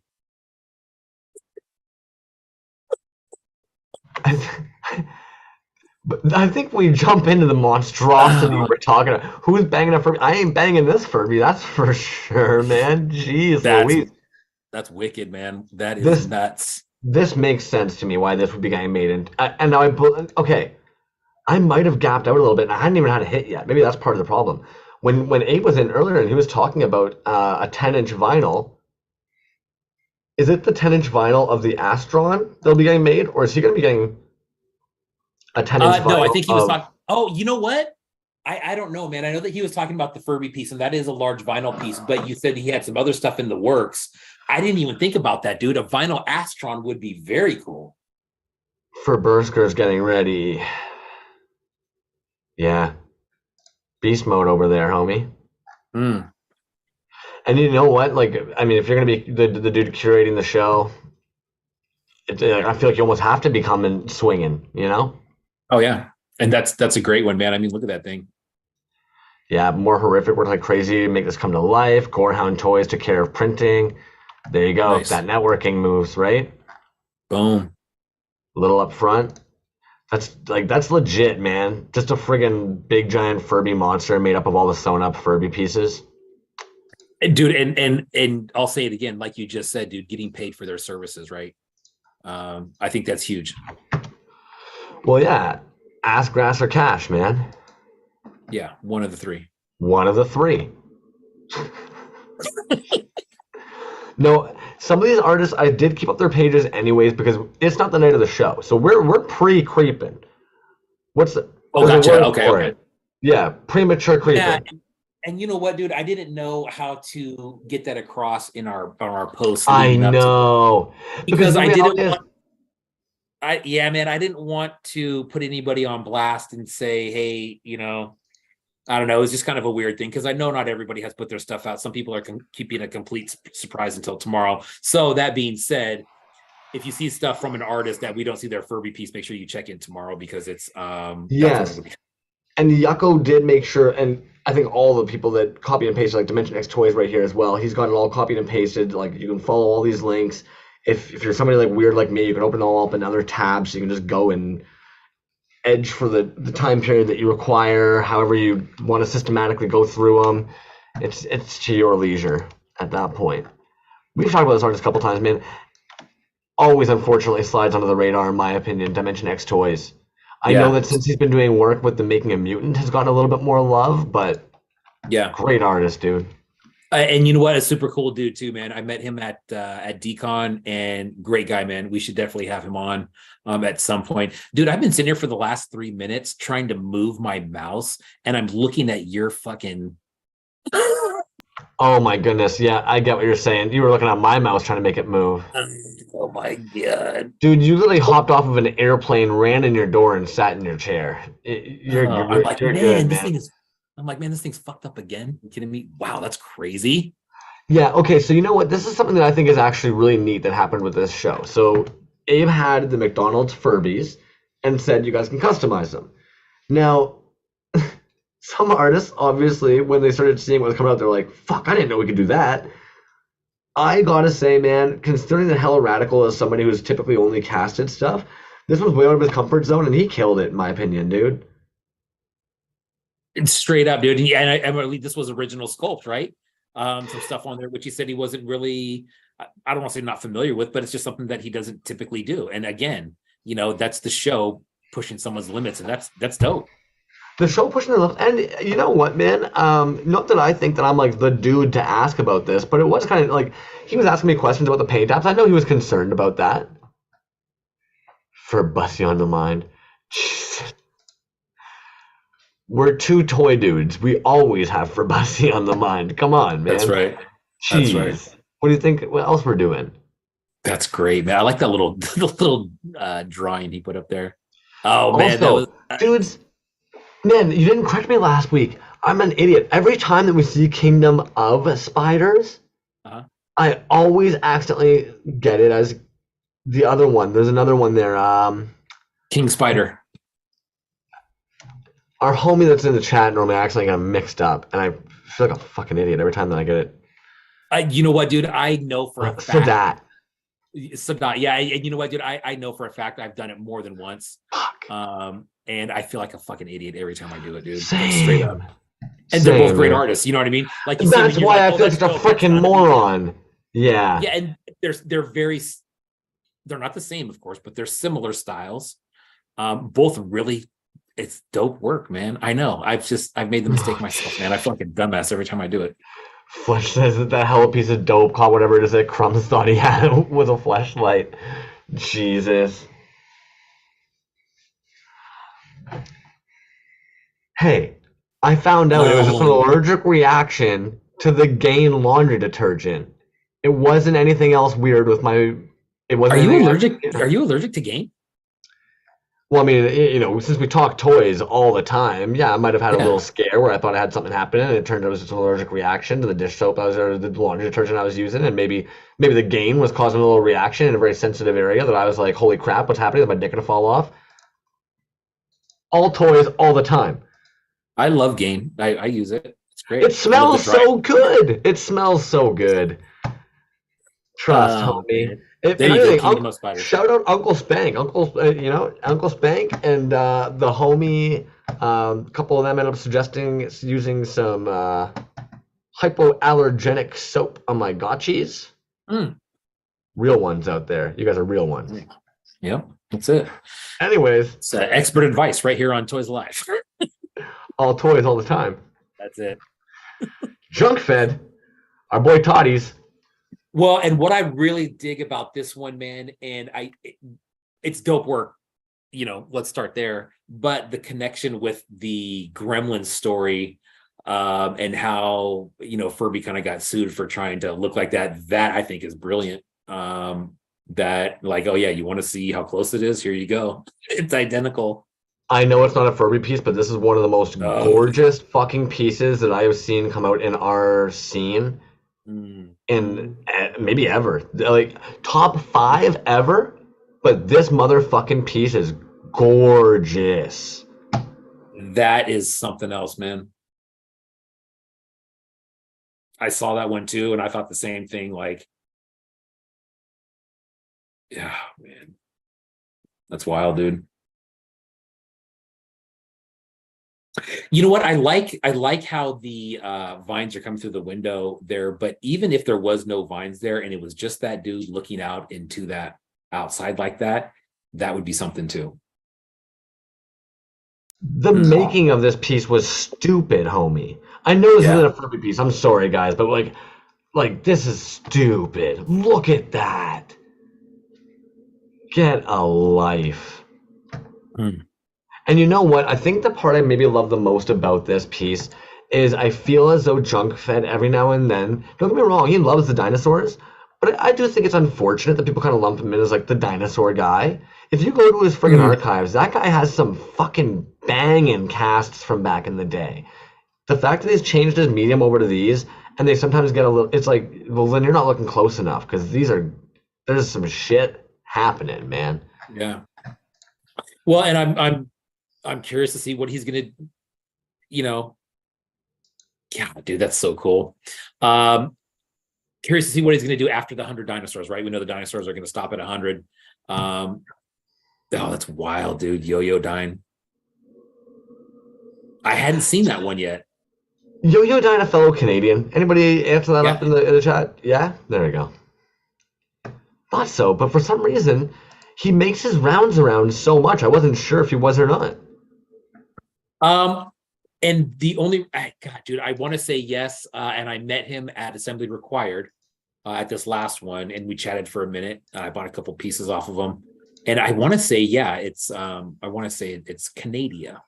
That's crazy though with the spikes.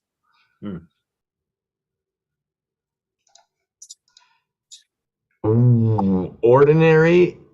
If you're saying that's yours, then that's one of those situations where, like B was saying earlier, you slide into those DMs when you see something you like. Damn, dude. Oh, jeez, Barrio Yeah. Boba, homie. I hadn't seen. I clearly pulled up the tab, but I was so go earlier. I had not seen it yet, man. Jesus. That is, dude, the teardrop. Come on, man. That is so cool. I love the colors on it, dude. I love how it is right in the Barrio Boba family and they mixed really well. Dude, this is perfect right here. This is great, homie. Really good paint too, man. That's look at the Barrio Boba on the arm there. Yeah, man. Good one.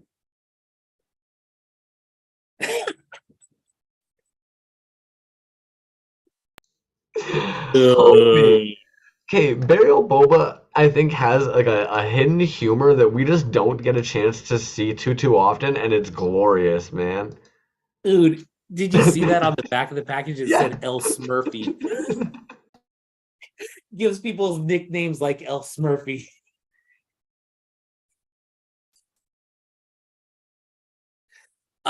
Dude, that's a good Fuck one, that man. guy. Oh man, I look at the Furby on the knuckles. That's dope. Oh, Pocket Salsa, man. Thanks for catching that, dude. Because you know what? I was so taken up on the sculpt that I wasn't catching in the hand size. Because Barrio Boba's a grown man. He's got a man hands. We're looking at like a 4 fingers, a Bic lighter. Which, Yeah, and there you the go. only why I bring it up is because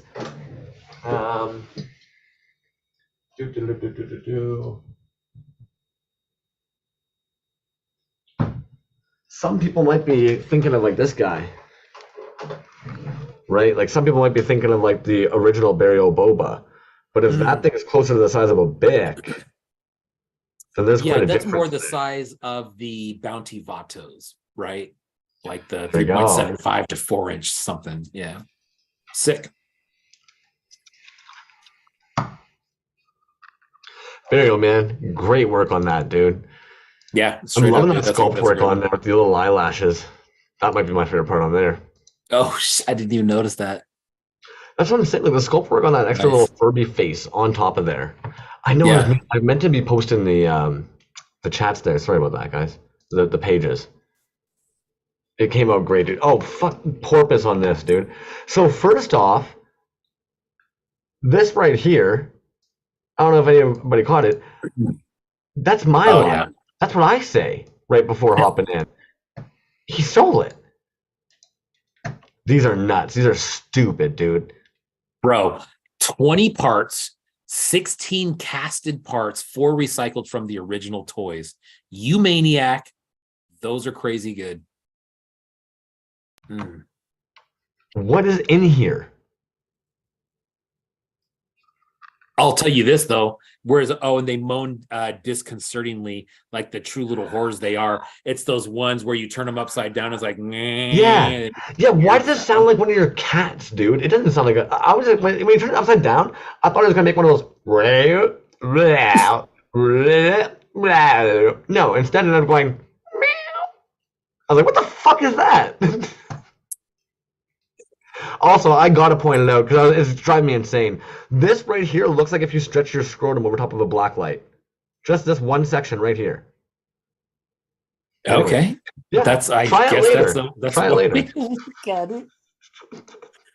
Aren't those wild though, man? Holy smokes, dude. The UV and the glow. The bodies are cast in a 6-color UV swirl, and the accent pieces are cast in glow in the dark red, yellow, and purple. One thing that I wanted to ask Abe that I didn't, Abe, if you're still in the chat, which I'm sure you're not, or if anybody knows that's in this show, can you let everybody know how like the purchasing is going to work at this show? Toy du Jour, bless their heart, man. They are. It's not the easiest. No, it is spot not. to buy from, man. It's their website is not fun to try and browse through. Yeah, and it's not even that, well, it is that. But also it's like, so when do sales open up? I mean, is it like an in-person people get first dibs for an hour, for a day, for a week, and then they go on sale to the public? KO Toyco was very clear about that in his on what was going to happen. They were going to be, for the people at the show for a little while, then they were going to open it up. So if anybody knows what's going on there, let me know. First, it will go to those that, okay, so there you go. First, it will go to those that are there at the open. Gotcha. Okay, cool. And then they'll go online. I feel as though this 6-color UV swirl is definitely like a porpoise thing. One of your pieces has it, that like the Skin Man piece has it. Yes. The elephant, the woolly mammoth has it. I got a boss hog. I got a boss hog with that. That pour is nuts, man. It's beautiful. Really. Sorry, dude. Yeah. So Toys on Tap, Abe says they will post all the toys that haven't sold 2 weeks later to the public. And that's what I'm talking about. Post it where? Post it online as a claim sale, post it on their shop because sometimes what they do, or maybe, no, I'm thinking of Clutter. My bad. Clutter is a little bit convoluted to actually get into the show pieces too. But either way, man, the pieces will be for sale. This is Damon Woody. I'm assuming this is a tattoo artist that he was like right on top of, just riding him right on top of him, just making sure, just pounding it in. I think it was this individual here, but it's gonna go live tomorrow, so we'll probably see their post tomorrow. And judging by their artwork, if anybody's into the tattoo scene here, I'm assuming we're gonna see some nice clean work on that Furby. Maybe something skinned, maybe something tattooed, maybe something pierced, maybe something bearded, maybe something with long hair. We'll have to see. But I'm assuming it's gonna be work, though, dude. That's just it. I'm being a sarcastic dickbag because that's just kind of what I do. But I'm assuming we're gonna see some nice clean work. That's dope. He said it's gonna be on Instagram. Oh, sweet. And I was stoked to see Disgusting Justin, man, because the reality is I feel as though over this little fall it's been a quiet period for Disgusting Justin. So it was nice to see this. Yeah, I agree, dude. And what a good, there was it was a Chuck E. Cheese show, right? Or what am I thinking of? I'm thinking of this. I don't know. But you're right, dude. Discussing Justin. God, dude, those freaking Skeletors, dude. I wanted to get one of those so bad. But yeah, that's a really cool piece, dude. Looks like, God, I want one of those. There is the Furby, dude. There's got to be a lot of original sculpt on there, right? Yeah, he actually shared it in the. Sorry, I'm reading the chat there because Pocket's asking Toys on Tap about that piece by Dammit Woody, asking if it's actually going to be a print or a toy. And I don't blame him for asking because, I mean, with drawing skills to that degree. Yes, Pizza Party Show. Thank you, Pocket. Oh, shoot. Chuck E. Jesus. Nah, I was trying to remember what show that was in. That makes sense. Yeah, I know it wasn't a Chuck E. Cheese show per se. It was a Pizza Party show. So that's what I was trying to think of. Which is kind of jokes because I think this was his piece for the Pizza Party show. Yeah. All Seeing Slice now on display at E2K. So there was a Pizza Party show at E2K where he did the All Seeing Slice. And then now for the Furby show is doing the Chuck E. Cheese, which is like Furby cheese, man. Those big giant eyebrows. And actually, the eyelids, are those the Furby eyelids? Yeah. Dope. Yeah. And another one, dude, where a great job on the print. Nice. And on the work on that because it's easily identifiable of what that is. Now this is Levi the Furby King. Look at those, dude. Aren't those weird? What is that? Well, that's what I was gonna say. It looks like they have quite a few different Furby designs going on here. Their whole page seems to be Furby. Yeah. Oh wow, you're right. So bizarre, dude. Now, did I maybe accidentally just pull one of these ones up? What the fuck? Demon season is back again. God, man, that's what I mean. They're so weird. You just kind of look at it and you're just like, damn, that's cool. That is so weird. That is. And so I think this stumbled in because it's August 23rd, and Correct me if we're wrong, homie. Oh, rocking the old Furby mask. There you go. There you go. But yeah, 7 hours ago, spooky season is the best season. So it looks like they're just Furby all the time. But good to include them on a Furby show. What the fuck are we talking about? Like, damn. All right. So if anybody needed some those are skinned vintage Furbies, yeah. Wow. Jeez. I like how Plastic Geek just knew. I got a couple of those. Skinned vintage Furbies. Nice. I always feel like an asshole when we get to the page and for some reason we're not following them. Marichin, yeah. Straight people won't get it. Ah, crap.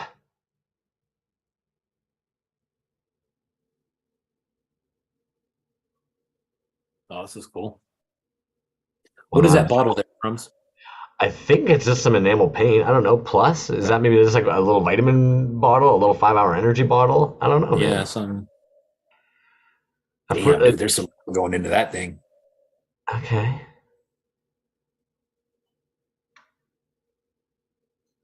I'm gonna feel totally called out if it turns out that like, I won't get it because it's already.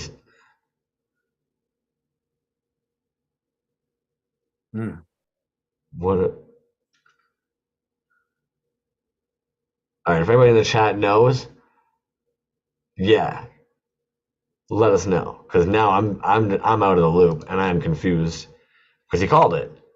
People won't get it. I do not get it. The Madison pops. It's sick as hell. I'm loving the eyelashes on there, and like you said, man, a lot of friggin' work went into that.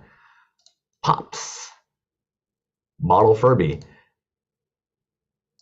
Wait, what was it? Yeah. Pops. Plus. Yeah, a lot of freaking sculpting work in onto that, man. Mm-hmm.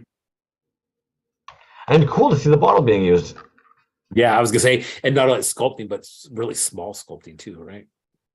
I don't think I don't think we've been to this person's page before, so it's always good to take a little look afterwards. Those are fucking cool headman figures with like a creature arm. All right. Sorry, now I'm just creeping. Toys. Yeah, Colin, great video. I'm curious actually now too. He ended up putting it in the silicone bath. He didn't bake any of that epoxy, so I guess it's just like an error. Dude, look at that shit. What the frick? Oh, nice little spinal cord. Wow. All right. I'm gonna refresh the page real quick because I wanted to see if there'd be more. Oh my god, dude. He looks like a little nugget. He looks like a chicken nugget. Look at that, painted by false idols. Nice. Dude, you know what? Also, I'm so stoked to see the push on this, guys, because Wonder Goblin put a lot of work into that paint, and some people complain about painting vinyl, and Wonder Goblin, it wasn't as easy as just coming out of the paint. In order to get that manufactured and circulated, all those recipes had to be like actually like figured out and perfected to adjust to actually be like producible. Some of you guys just went so hams on this, I can't quite even make out like what the frick we're even looking at, dude. Yeah. Gorgeous. Almost like they like casted the face twice or I don't know. Oh, we're looking at Bootleg Toyco right now. Yeah. I knew sorry, homie. Fucking killer work, dude. Here I am just having a jizz fest. I don't even know where we're at anymore. Buddha Momo, Bad Monster. Yeah, the paint app's sharp on there, dude. Yeah. That 3-eyed Furby is nuts, dude. Dope ass sculpt on that, dude. I was not expecting that little Furby thing to come out of there with a gross ass little spinal dangling off him like a spermazoa. Rainbow Sun. Why did you call him Rainbow Sun? I was gonna say, is that a new name that you just gave him? Jeez Louise. Daddy Maddie and Rainbow Sun. Apparently that's what we're going with now. Savage Furbies, dude. I think, and maybe I'm wrong, but I think this might be from the mold that he did for that psychedelic show. Look at that chunky. And I didn't even know if he would actually made a mold of like, because he made that out of clay, and I thought he had. So it's like, wait a minute. And then also, dude, the colored flocking. Somebody else Yeah. did blue flocking recently. Was it Has Been that did the blue flocking? On a Furby piece? Not on a Furby, it was on something else. Oh, okay. They're Blue cute as flocking. fuck. Yeah, I'm not sure. Those little mohawks. Those cute little mohawks. But yeah, Dude, bro, great color. And you know what, dude, with his, main medium, I think, right, being 5.5 Motu, what a cool little kind of nod to that same style, right, with the arms. And then I think that torso too, like you said, man, that was a good spot. I just want to kick him right between the legs, though. I bet it'd be so satisfying. Just a freaking football punt right between that little skirt. What? Look at that stupid Furby face, and imagine just running up, dodging underneath that axe, and then one swift kick to the gonads. Mm. And that little beak opening up and screaming. Are those articulated? They kind of look like it, but I don't know. Knowing Rainbow Yawn, they probably have 36 points of articulation, non-magnetic, all peg, because I know he's a pegger. Damn, I'm batting 1,000 with you the last couple of minutes. Jeez, fine. I don't think you're funny either. I'm sorry, dude. I was reading the chat actually. I'm just teasing, sorry. Yuckamuck was reading that one from Yuckamuck Digital Sculpts. Cool. Beast Labs. Mm.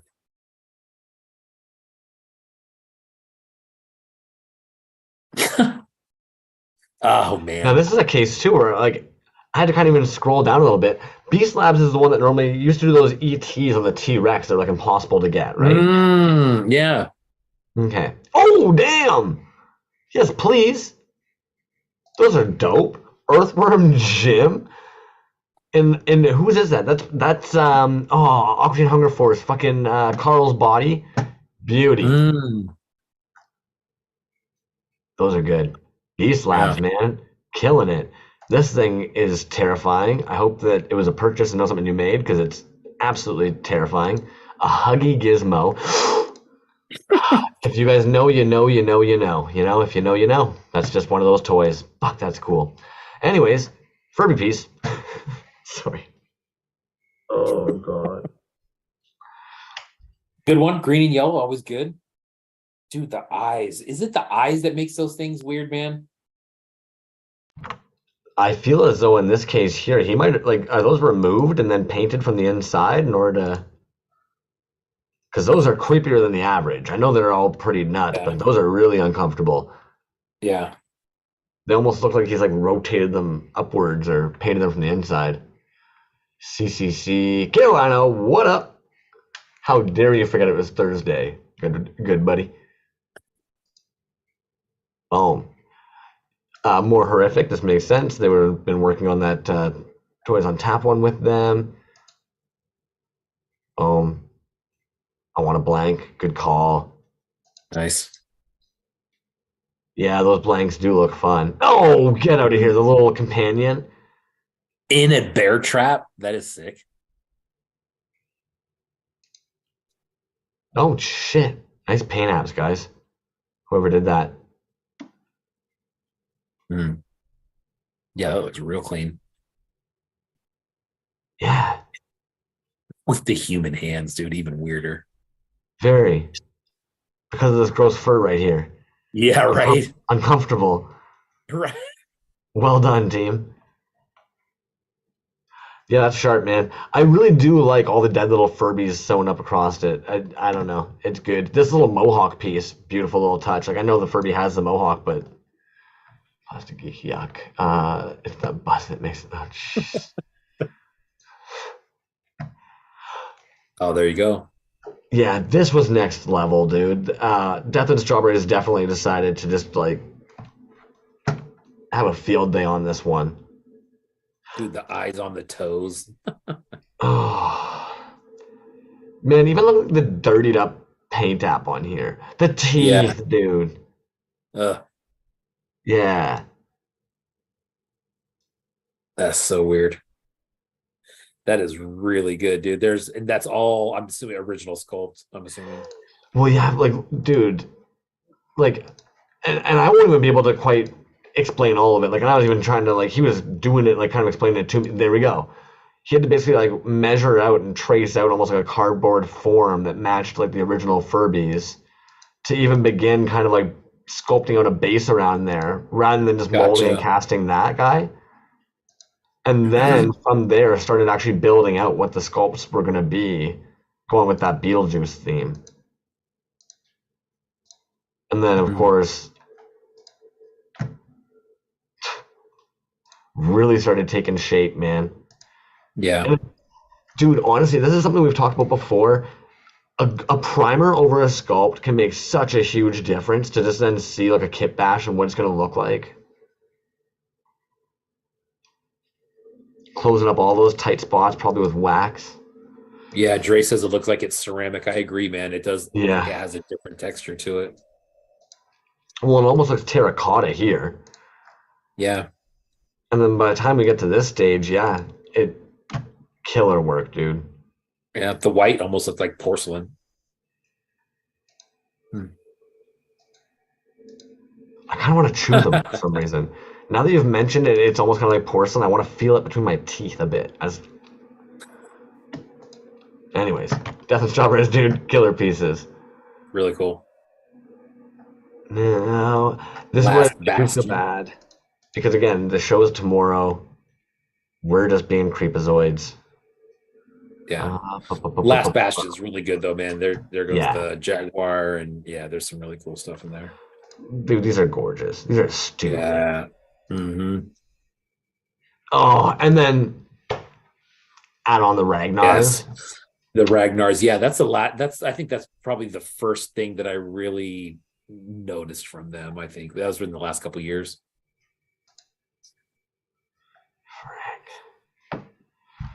Yeah, it's sharp. Nice little creamy blue ice. Ragnar Squad. Yeah, Ragnar Squad. That's Decon. Yep, that was where I saw them at. Gang, gang. That's dope. Yeah. Shark Sherbert. Her mom's Shark Sherbert. Sorry. When they're there, you just got to. They're low hanging fruit. Yeah, that's right.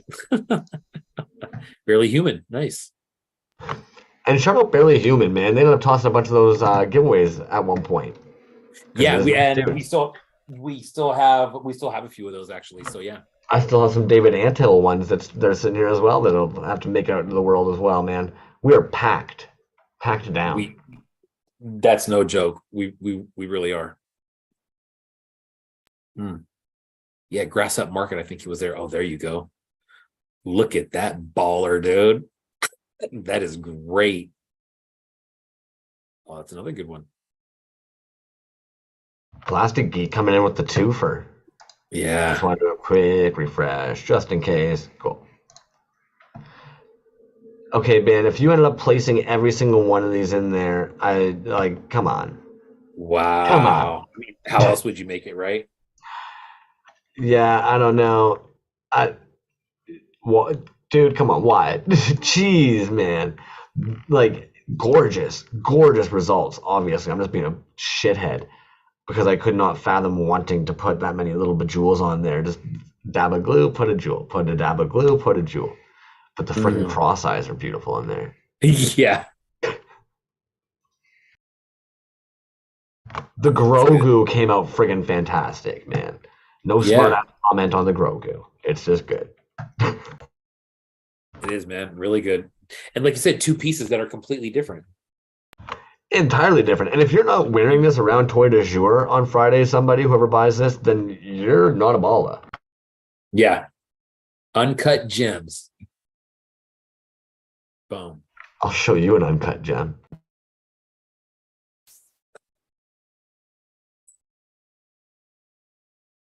Oh, what is that? That looks weird already.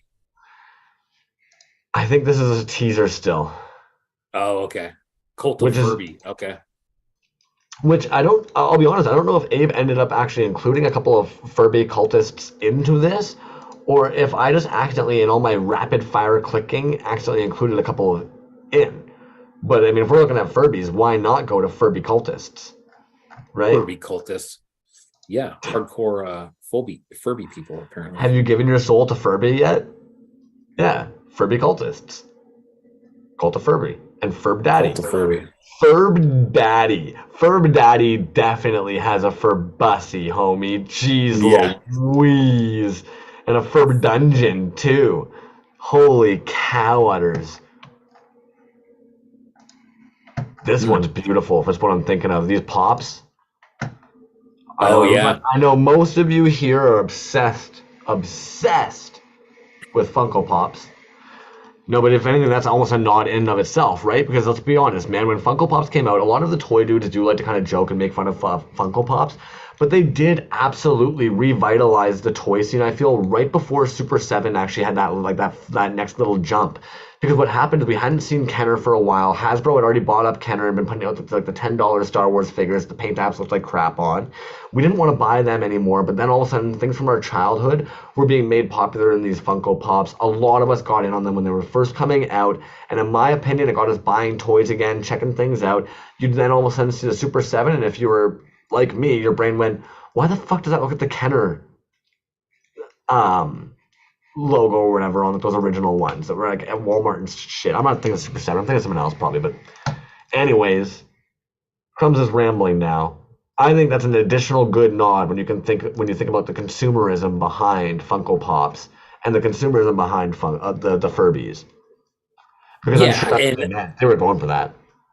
Right. And isn't one of the things about Pops is that they're just everywhere. I mean, you could look at that two ways and say, man, that's annoying. Or you can look at it and say, wow, dude, what an accomplishment. Those things are legit everywhere. There's every franchise, every famous person, every music group. It's like, I agree, dude. Like it or not, they were a thing. They were a huge thing. They're still everywhere. There's still new ones everywhere. It's just, I don't know, but you're right, dude. I think it really did spark a lot of nostalgia in people because it really went back, and I think they hit a lot of home runs, honestly, with some of those lines that they did to kind of bring those back into the limelight.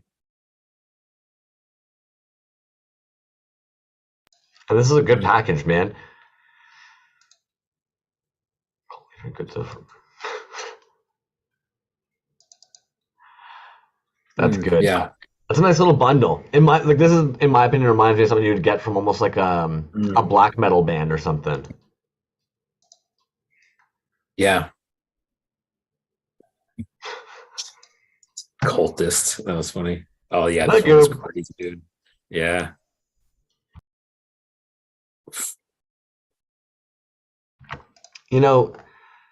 Is that vinyl? No. It's a big giant Wookiee. Huh. Yeah. Resin? Is it resin?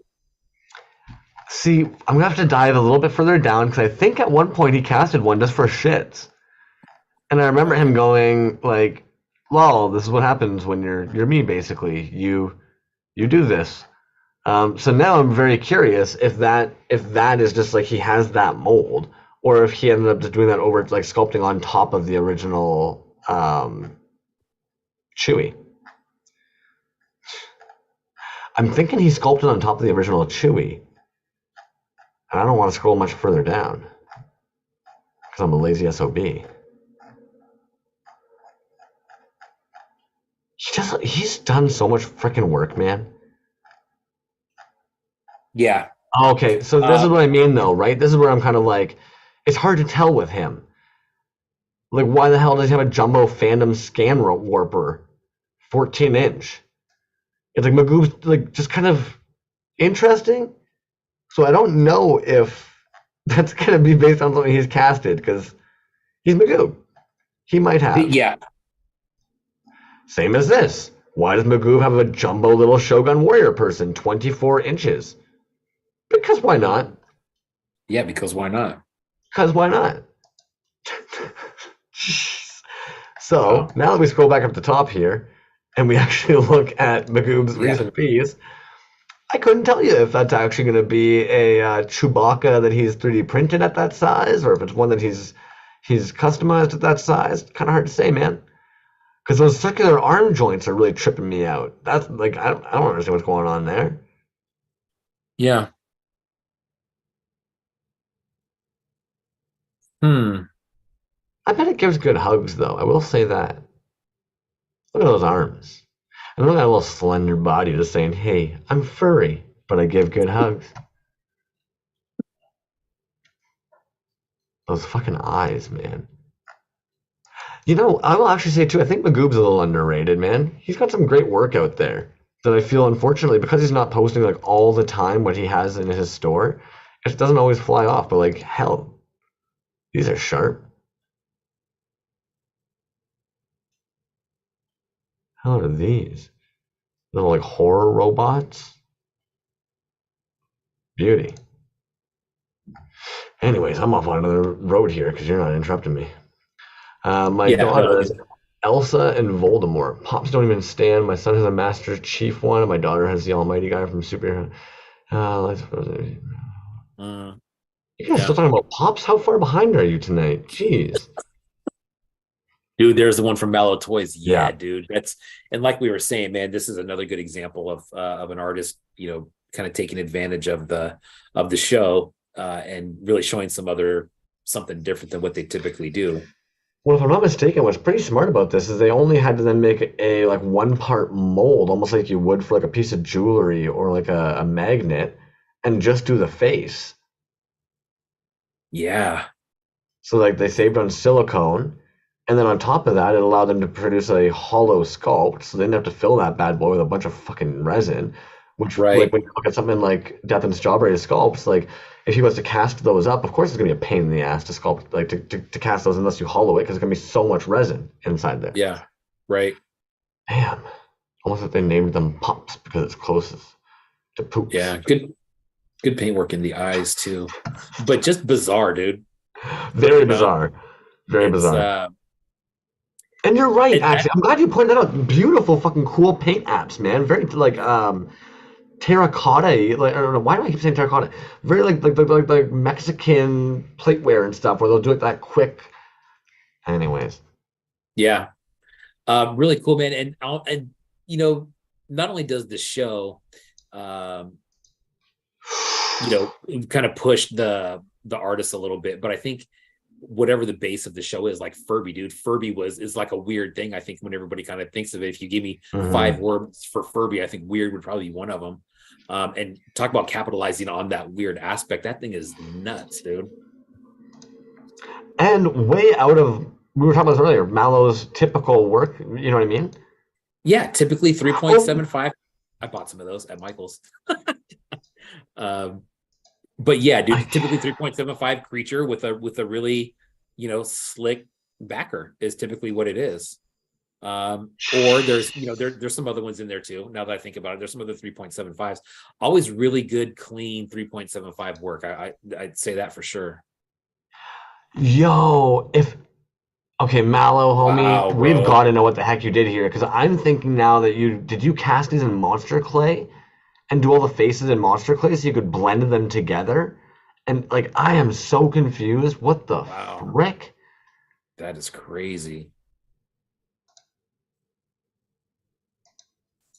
Like we were already impressed looking at it in the finished, but you scroll Yeah. down and you see it like that, and you're like, okay, well, there goes any theory I had on what the fuck was going on.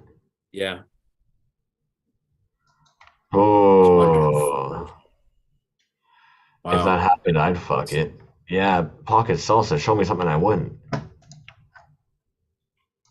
Mr. Dan Productions. Monster Clay. Oh, damn. Mallow, homie. There you go. Ingenious. Stupidly creative. Ugh.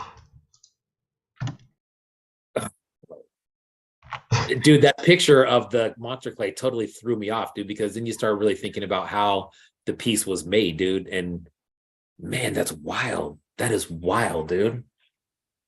The Isn't it crazy, dude? time. Isn't it crazy, man, to not only, right? So you have the creative part about the artist where you're just like, man, that's super creative, man.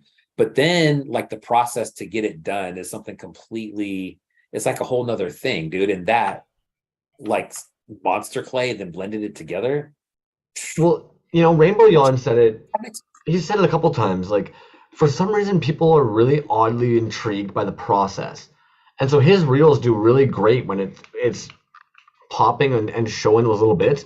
And then those weirdos like you and I, like for whatever reason, like we like it's magic to us. Like for me at least, it's typically magic, man. I'm sitting there almost like watching a magician being like, how'd you do that? Where's the smoke and mirrors? You know what I mean? And dude, yeah. It's sick, That's man. good. And Toyz says, thank you. You're absolutely welcome. That is well deserved. One day, I'm going to build up enough nerve to ask Toyz on this show. One of these days. Okay, you're such a lame one. You basically just pulled the whole my friend thinks you're cute. You can't just say that on ToyzAlive and not be like, I'd love to anytime. Or they'll be like, fuck no, you misogynistic pig. That's what I'd tell you if you asked me. Well, you're here every Thursday, so you keep coming back for more. I don't know what to tell you. Someone's got to. Depressed monsters. Yeah, Abe, dude, you did a great job at curating this, man. You got some of the big dogs, you got some little dogs, you got some Furby cultists. Not that anybody's a little dog. You're all fucking big dogs. Just unfortunately, not everybody has seen your big dog energy yet, and we gotta make sure they do. But as this thing right here says, you're doing great. I'm still soaked. Nobody forget, tomorrow, please make sure to still check out all these Furby drops. They're also going to be, if you're in the Chicago area, anywhere near Toy du Jour, hop on down there, look at some of the work, buy some of the work. Has been, man. Fierce. Dude, beautiful cast on that. Toyz said she'd love to be on the show. Sweet. Yeah, I'm pretending that's not happening right now. It's the most uncomfortable thing I've ever seen in my life. I will slide into the DMs afterwards because B is a weirdo. I'm a weirdo. What'd I do? What did I say? Did I say something weird? We're not afraid or nervous to invite anybody into this show. No, I'll call up Gula Gaba right now and ask him, hey, you want to come do ToyzAlive? I've done that. You called Gula Gaba? I did not call him, no. But when he was still around, we were on, dude, right? When he was still around.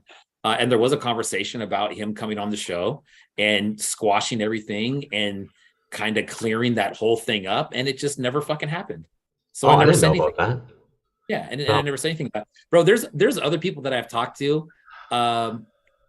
I'll tell you right now, bro, that I've had multiple conversations with Sucklord about coming on the show, and he's down to do it. We just got to find time to do it. And I don't, you'd like to announce stuff like that until it really happens, because up until it happens, it's just all talk. But, that'll be a thing someday. I get what this is. It's basically like in our little family here, if you tell the littlest sibling that there's a gift that's been bought or there's something happening, they might accidentally leak it to everybody. So you just keep it to yourself until the little one's allowed to know. Hey. Don't tell me, show me. Don't tell me, show me, right? Damn. Dude, what are we looking at here, Colin?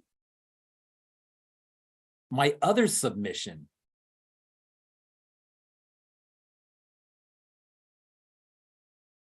I'm reading his description there. Nice. Oh. Nice. Okay. Able to still use the original screws.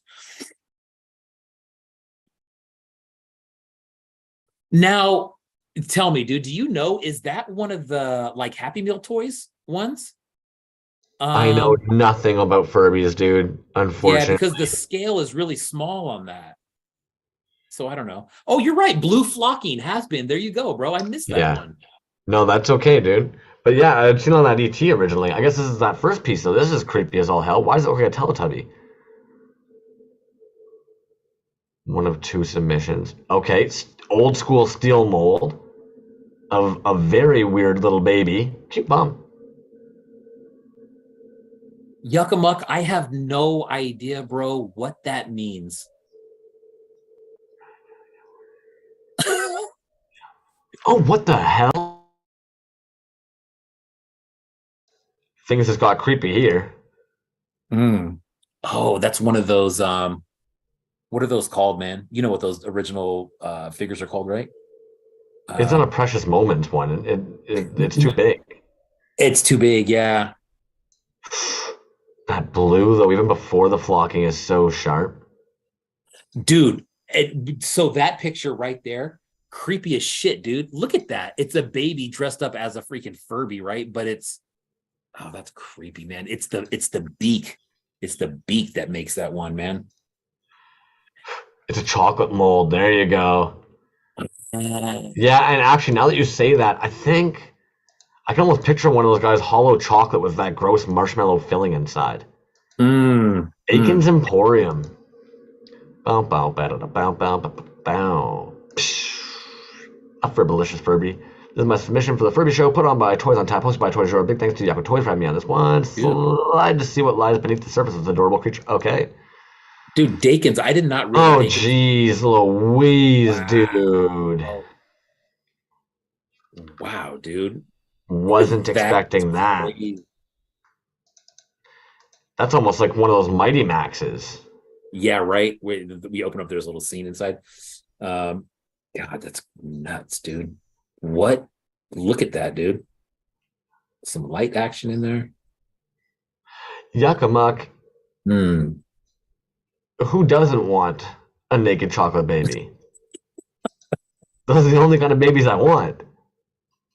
Dude, that is so weird. All original sculpting there, I'm assuming, right? Yeah, and you know what's so interesting about this? Let's be real, man. Somebody hands you this and say customize it, which he did do a dope ass dry brushing on there. But then on top of that, he went inside. He Yeah. took apart the Furby and decided to customize the inside of it. Yeah, I didn't realize that they were in New Zealand, dude. That's kind of cool. Oh. See, and Dakin's Emporium said, I'm going to take that fur bussy and I'm going to rework its insides. I didn't know he meant like that.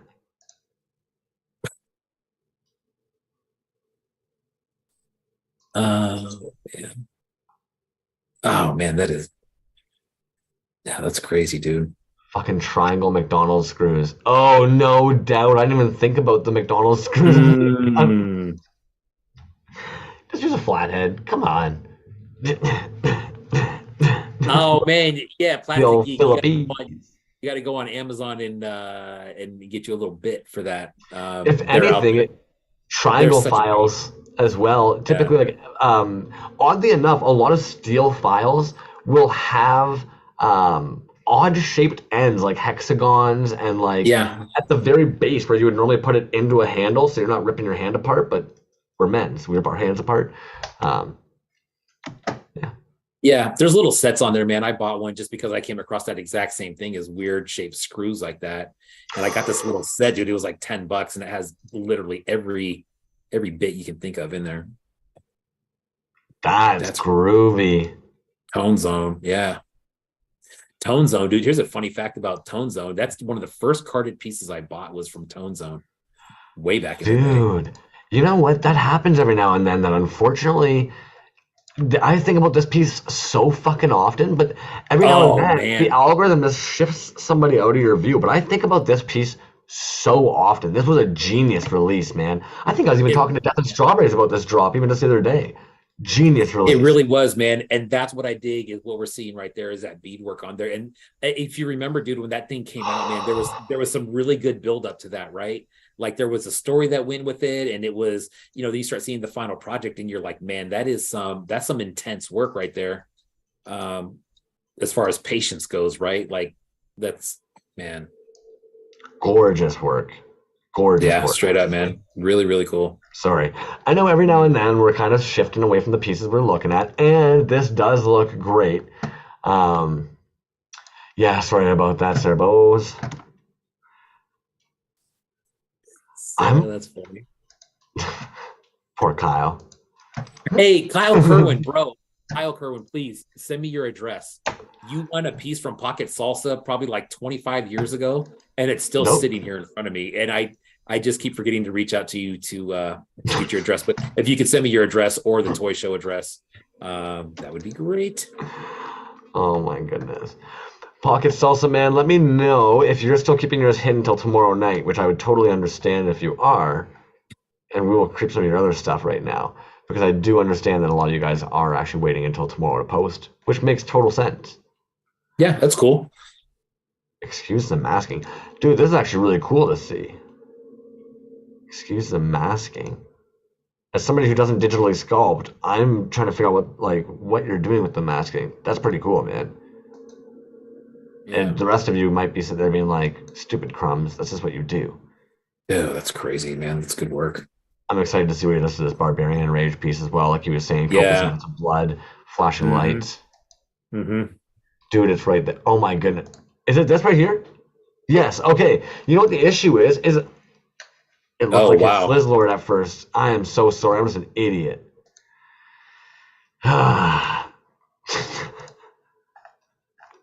For some reason, I thought it was one of those Slizzes at first. So that's why I was looking at that. But is this the Furby as well? Yeah, it is. So I'm just a moron. I just didn't put two and two together. And you know what that is, man? That is a spinoff on his tribute piece to Plagued Earth, is what that is. And it looks like it's a lot bigger. Obviously, the one that I have, I'll show the one that I have, and it's the scale is much different, but the look is similar. That's crazy, man. Pocket Salsa's paintwork, dude, underrated, man. No bones about it, dude. I have a couple pieces, that piece being one of them, or the original tribute to Plagued Earth, and it's clean. It's really, really clean. Beautiful paint app too, man. Nice and fucking gross. Little entrails coming out of there.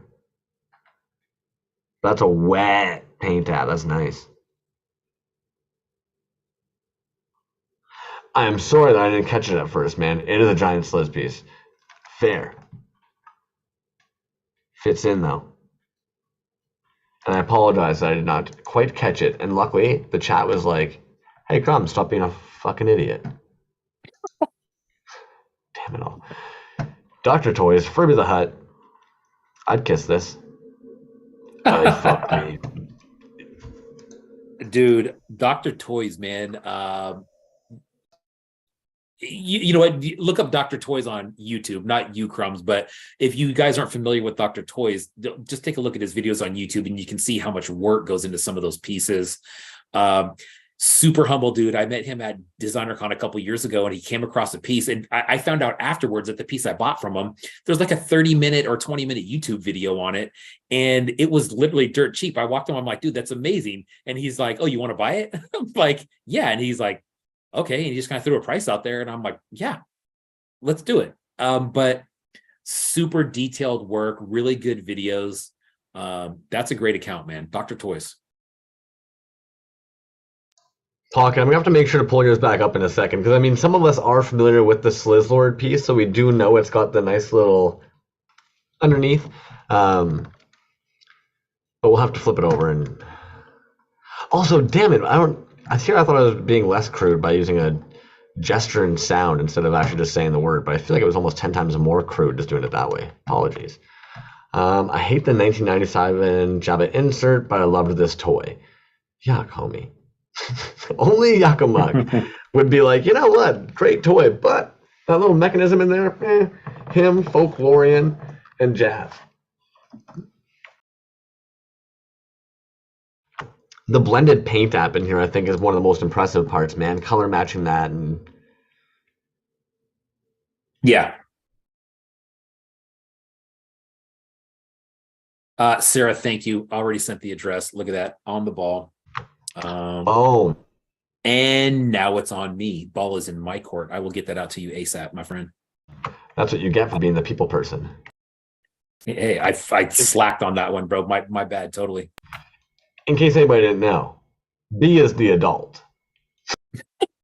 He does the people stuff. Not by choice. He forced me into it. It wasn't really forced as so much as being kind of like so bad at it. Weaponized incompetence. Weaponized incompetence at its truest form. Oh, man. These are so good, dude. So good, man. I mean, what really gets me, dude, is a lot of these things, and I think it's what probably what nostalgia is all about, right? Is something that's identifiable and brings you back to what that time or whenever that show was on. But another one, dude, that's just super easily identifiable. Look at all the work that went into that, dude. You've got soft goods on there, you've got feathers on there, you've got either leather or pleather on there or something, but dude, that's crazy good work. And 3 of them. Who are you, dude? Yeah, I was gonna ask Yuck, actually. Did he customize 3 separate ones? Or did you mold and cast 3? I can't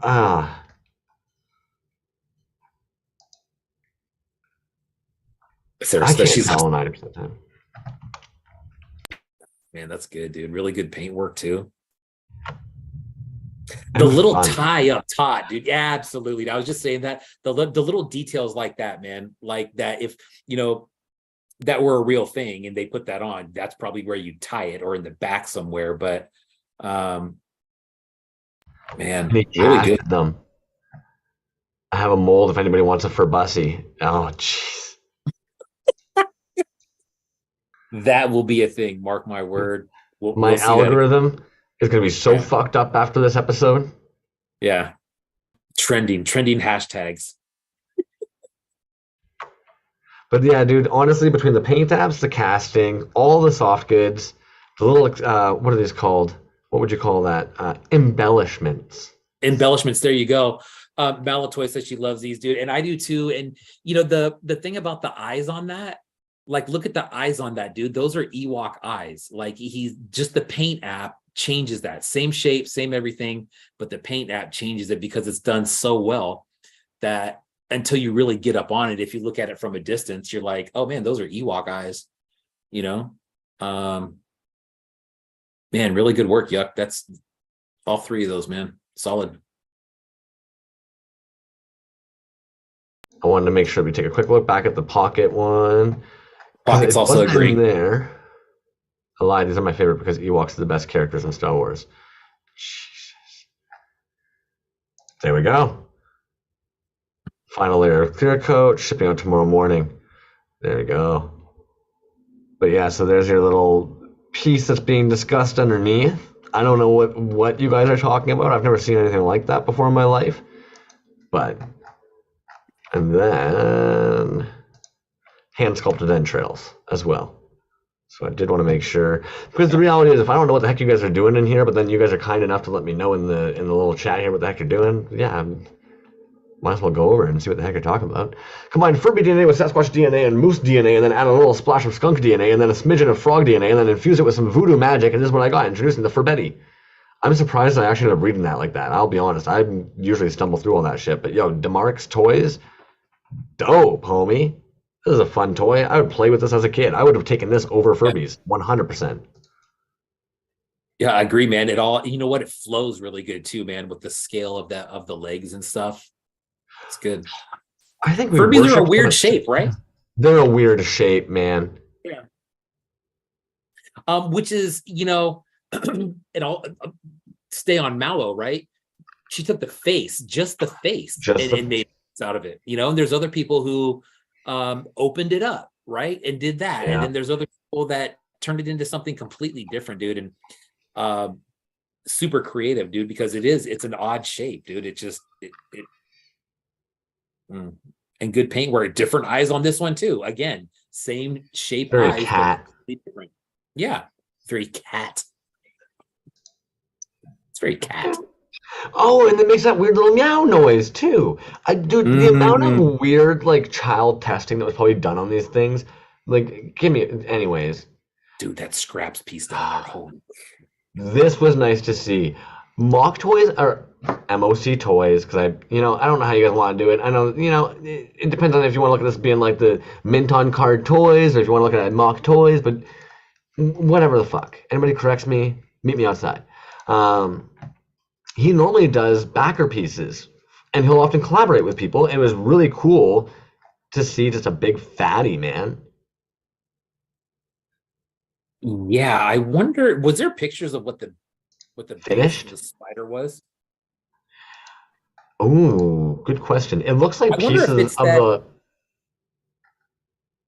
I wonder if somebody will probably know, but to me, it looks like the spider vehicle from He-Man. That's what I Or was maybe not. picturing.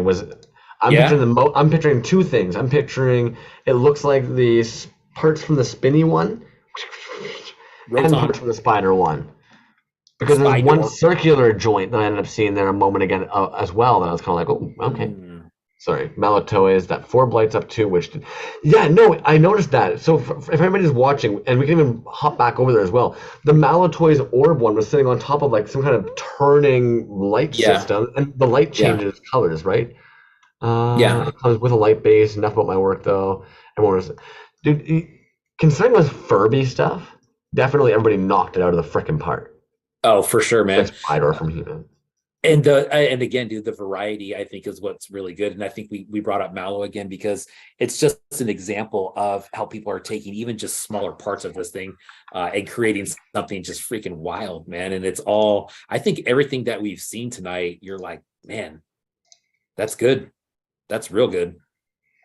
One last kind of quick little divergence from the Furby toy though. We did just have Toys on Tap on. If anybody hasn't checked it out yet, the old 4T Tone Twisted Tiger was on there recently. This dude is a beast, and I would imagine that any of you who have seen his work or haven't seen his work would benefit from going on over to there and listening to that interview, because this is the kind of shit that this guy makes. Right? So, and you know what, dude, it came up earlier with Abe. He mentioned it about how like he likes to like spotlight some artists and stuff like that, and you can't catch everybody. And it's like, no, but that's why it's great that there's so many doing it. And the fact that somebody like DKE might have made a comment of like, oh, well, I don't have to enter them because you guys are interviewing them. It's like, there's never enough interviews. There is never enough interview content out there because we've never interviewed 4T. Or if we did, it would have been for one of the shows. Because now when I'm thinking about it, it's like, yeah, we talked to him about this part at one point, and he's got a sexy beard, kind of like Colin. He's got where's his beard at? I don't see his beard. No, 4T has a sexy beard. Oh, okay. Yeah. I'm like, what am I missing, bro? I'm not seeing it. I think between 4T, Bootleg Toyco, and Colin, I realized dark hair, dark eyes, beard, Crumbs has a type. Hey. Malatoys. For anybody who missed it, I want to make sure we pull this up real quick because we were talking about this a moment ago. I don't know if it came. Homie, the light comes through. I promise. No, but like down here, they show it actually spinning on that light that comes with that. That's like a oh, there you go. Light. Yeah. I get what you mean though, because of the apps that you can get on Instagram. It might be deceiving to think that this is some kind of app on the stuff there, so you're not catching what's actually happening in there. But and with the paint app, I can only imagine, man. What a frickin' cast! I don't even want to know what that mold fucking looks like. Not to mention that's got to be a slush cast at that point, I'd imagine. Anyways, we'll go on that about all freaking day. Oh. Pocket Salsa says bedtime for me. Remember, this is how you win giveaways now. And you know what, dude? Now that I think about it, I think I probably screwed up. I do have a couple giveaways from Abe. I don't think we'll do them tonight because we're creeping time. Not prepared for that. Yeah. Well, and that's totally my bad, dude. So there's an Astron that he sent us, which is dope. And then there's another one of those little Ewok pieces that's dope. So we'll take a look at those maybe next week. But dude, straight up, man, great work from everybody. It's going to be a fun show. There's even stuff that we didn't see tonight, and again, for me, I kind of missed that Furby, period when they first came out, but really cool work, man. Bizarre work, really weird, really cool, really creative, man. I think for me, the creativity in this show, with outside materials, with how they're deconstructing these things is, there's something to be said for that, man. That's talented stuff, and it's not something that you can tell everybody put a lot of work into it. It's nothing that anybody whipped up and said, here you go. It's good. You got any unboxings you're gonna be doing this evening, man? I don't. I mean, I do, but I don't. It's one of those. So it's one of those. Fair. Yeah. So I mean, I usually like to let people know that they're coming on, but I do have some stuff that I got recently, which is all really sick, man. One that I will show that's already open. Do it. just because it's right here, is dude, how many times have we talked about this cat right here, right? Trash Joy Studios. This just came in the other day. This is an Monominion. This one that's got the crazy glow on it. Nice little package there. I haven't opened it yet. And then this one, Dream Job. I mean, I think I've talked about this particular piece so many times. I gotta see a picture of your Mana Minion later. I gotta see a picture of it, man. I think we've got twins. Oh, really? Nice. I think there was a couple that were very similar. But I think on this one, I think the glow pick is what got me on that one. But this one, Dream Job, guy using a jackhammer. That's another piece that I think is a really simple piece that can really make you think, just because of the name, right? Well, the subject is a guy standing with a jackhammer who's obviously working construction. And the title is Dream Job. Is that anybody's dream job? Probably not. But when you look at jobs like that, blue collar jobs and what they provide, I don't know, maybe we need to really redefine what success is, as far as, going to an everyday 9-to-5 job. So really cool work. I got a couple of pieces from him. We'll show next week. But yeah, excited for the show tomorrow, man. And so let's cover that one more time. So it's Toy du Jour tomorrow. It's going to be an in-person show. In-person people are going to get first dibs on the pieces. It says they were going to do a claim sale on what has not sold about 2 weeks after the show. So if that's the case, I mean, I'm sure people will put out there when the stuff is coming for sale. It would be really cool if it all came out at the same time. But it's not, and I'm sure it'll all sell, dude. I would hope. Straight up.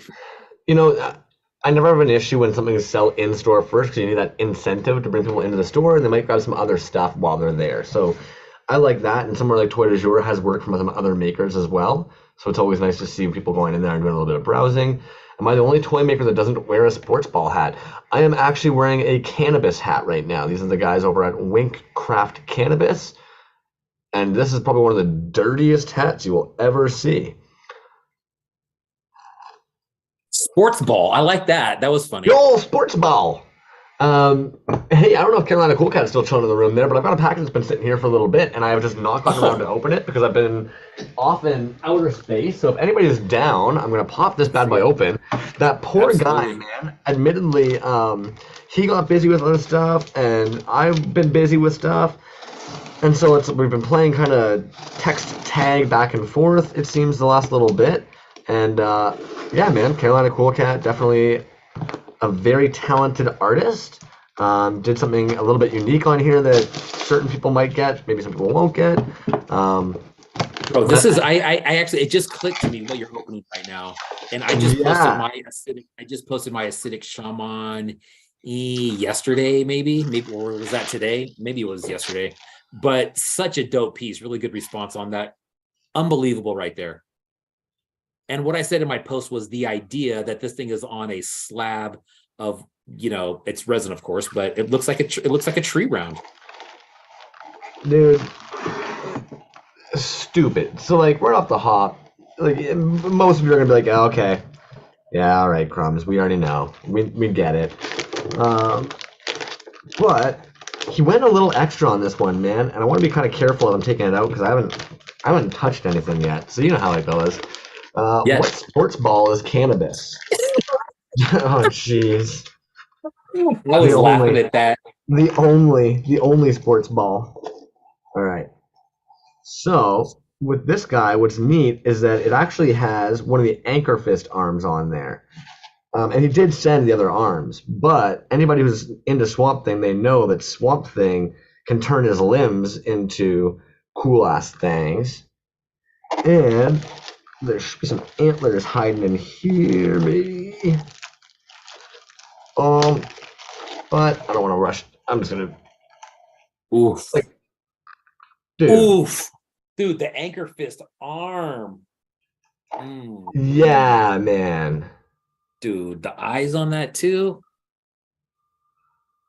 There's something about that, just shape shifting arm for me that solid. Bro, that piece right there is so you, dude. That is so swampy. Even the vest, bro. that to me, that looks like a nod to One Trick. You know, I don't know if it is or not. Oh, it's just dude. a good idea, but that's a great piece, man. And I'm sure it glows like crazy. Yeah. I haven't even hit it yet, dude. And admittedly, I haven't bugged him too much. Like I said, like we both unfortunately have just been so busy with a bajillion and one other things. We just haven't had a chance to really touch 2-2 base, dude. And then if the guy's a friggin' gem. One of the Carolina Cool Cats. In black and white. There you go, man. I mean, not that I know anybody who likes black and white or anything like that, you know. You know what's funny though, dude? So I remember when I showed my piece like that's just orange. I think you commented on it because it's behind me. And you said, and you weren't sure what the scale was, and I was trying to explain the scale to you. Isn't that crazy how chunky that thing is though? Way bigger than I expected, man. Yeah. Way bigger than I expected. And then of course, like, it's the shaman one.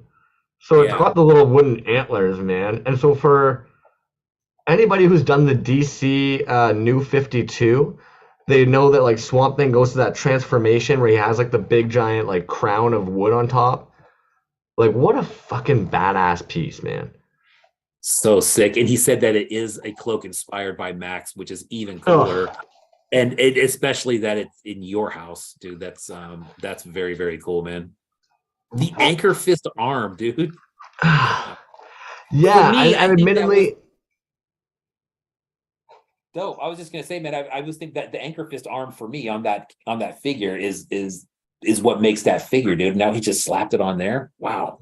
Well, and admittedly, like asking him, I was surprised he was down to do it, to be honest with you. We always know if you ask a maker about something, you're not too sure that's their original design. They might not want to tamper too much, man. I think that was really nice of him to be willing to give that a whirl and see if the anchor fist worked on there and even be willing to do it. Glyos, right? Fucking those Glyos, man. All kinds of stuff. Yeah. And like, admittedly, he did throw in like the extra arms. There's like this fucking insane little raven head there and that same brown and green marbling to be able to sit on the base, man. Like, if you've got the shaman, you know, he was kind enough to throw in this little fucking anchor fist Keshi guy. Dope. Look at the names of those colors too. He says it's a swampy green and a muddy brown swirl. Nice. Insane, dude. Honestly, man, beautiful work, homie. You do beautiful, beautiful work, dude.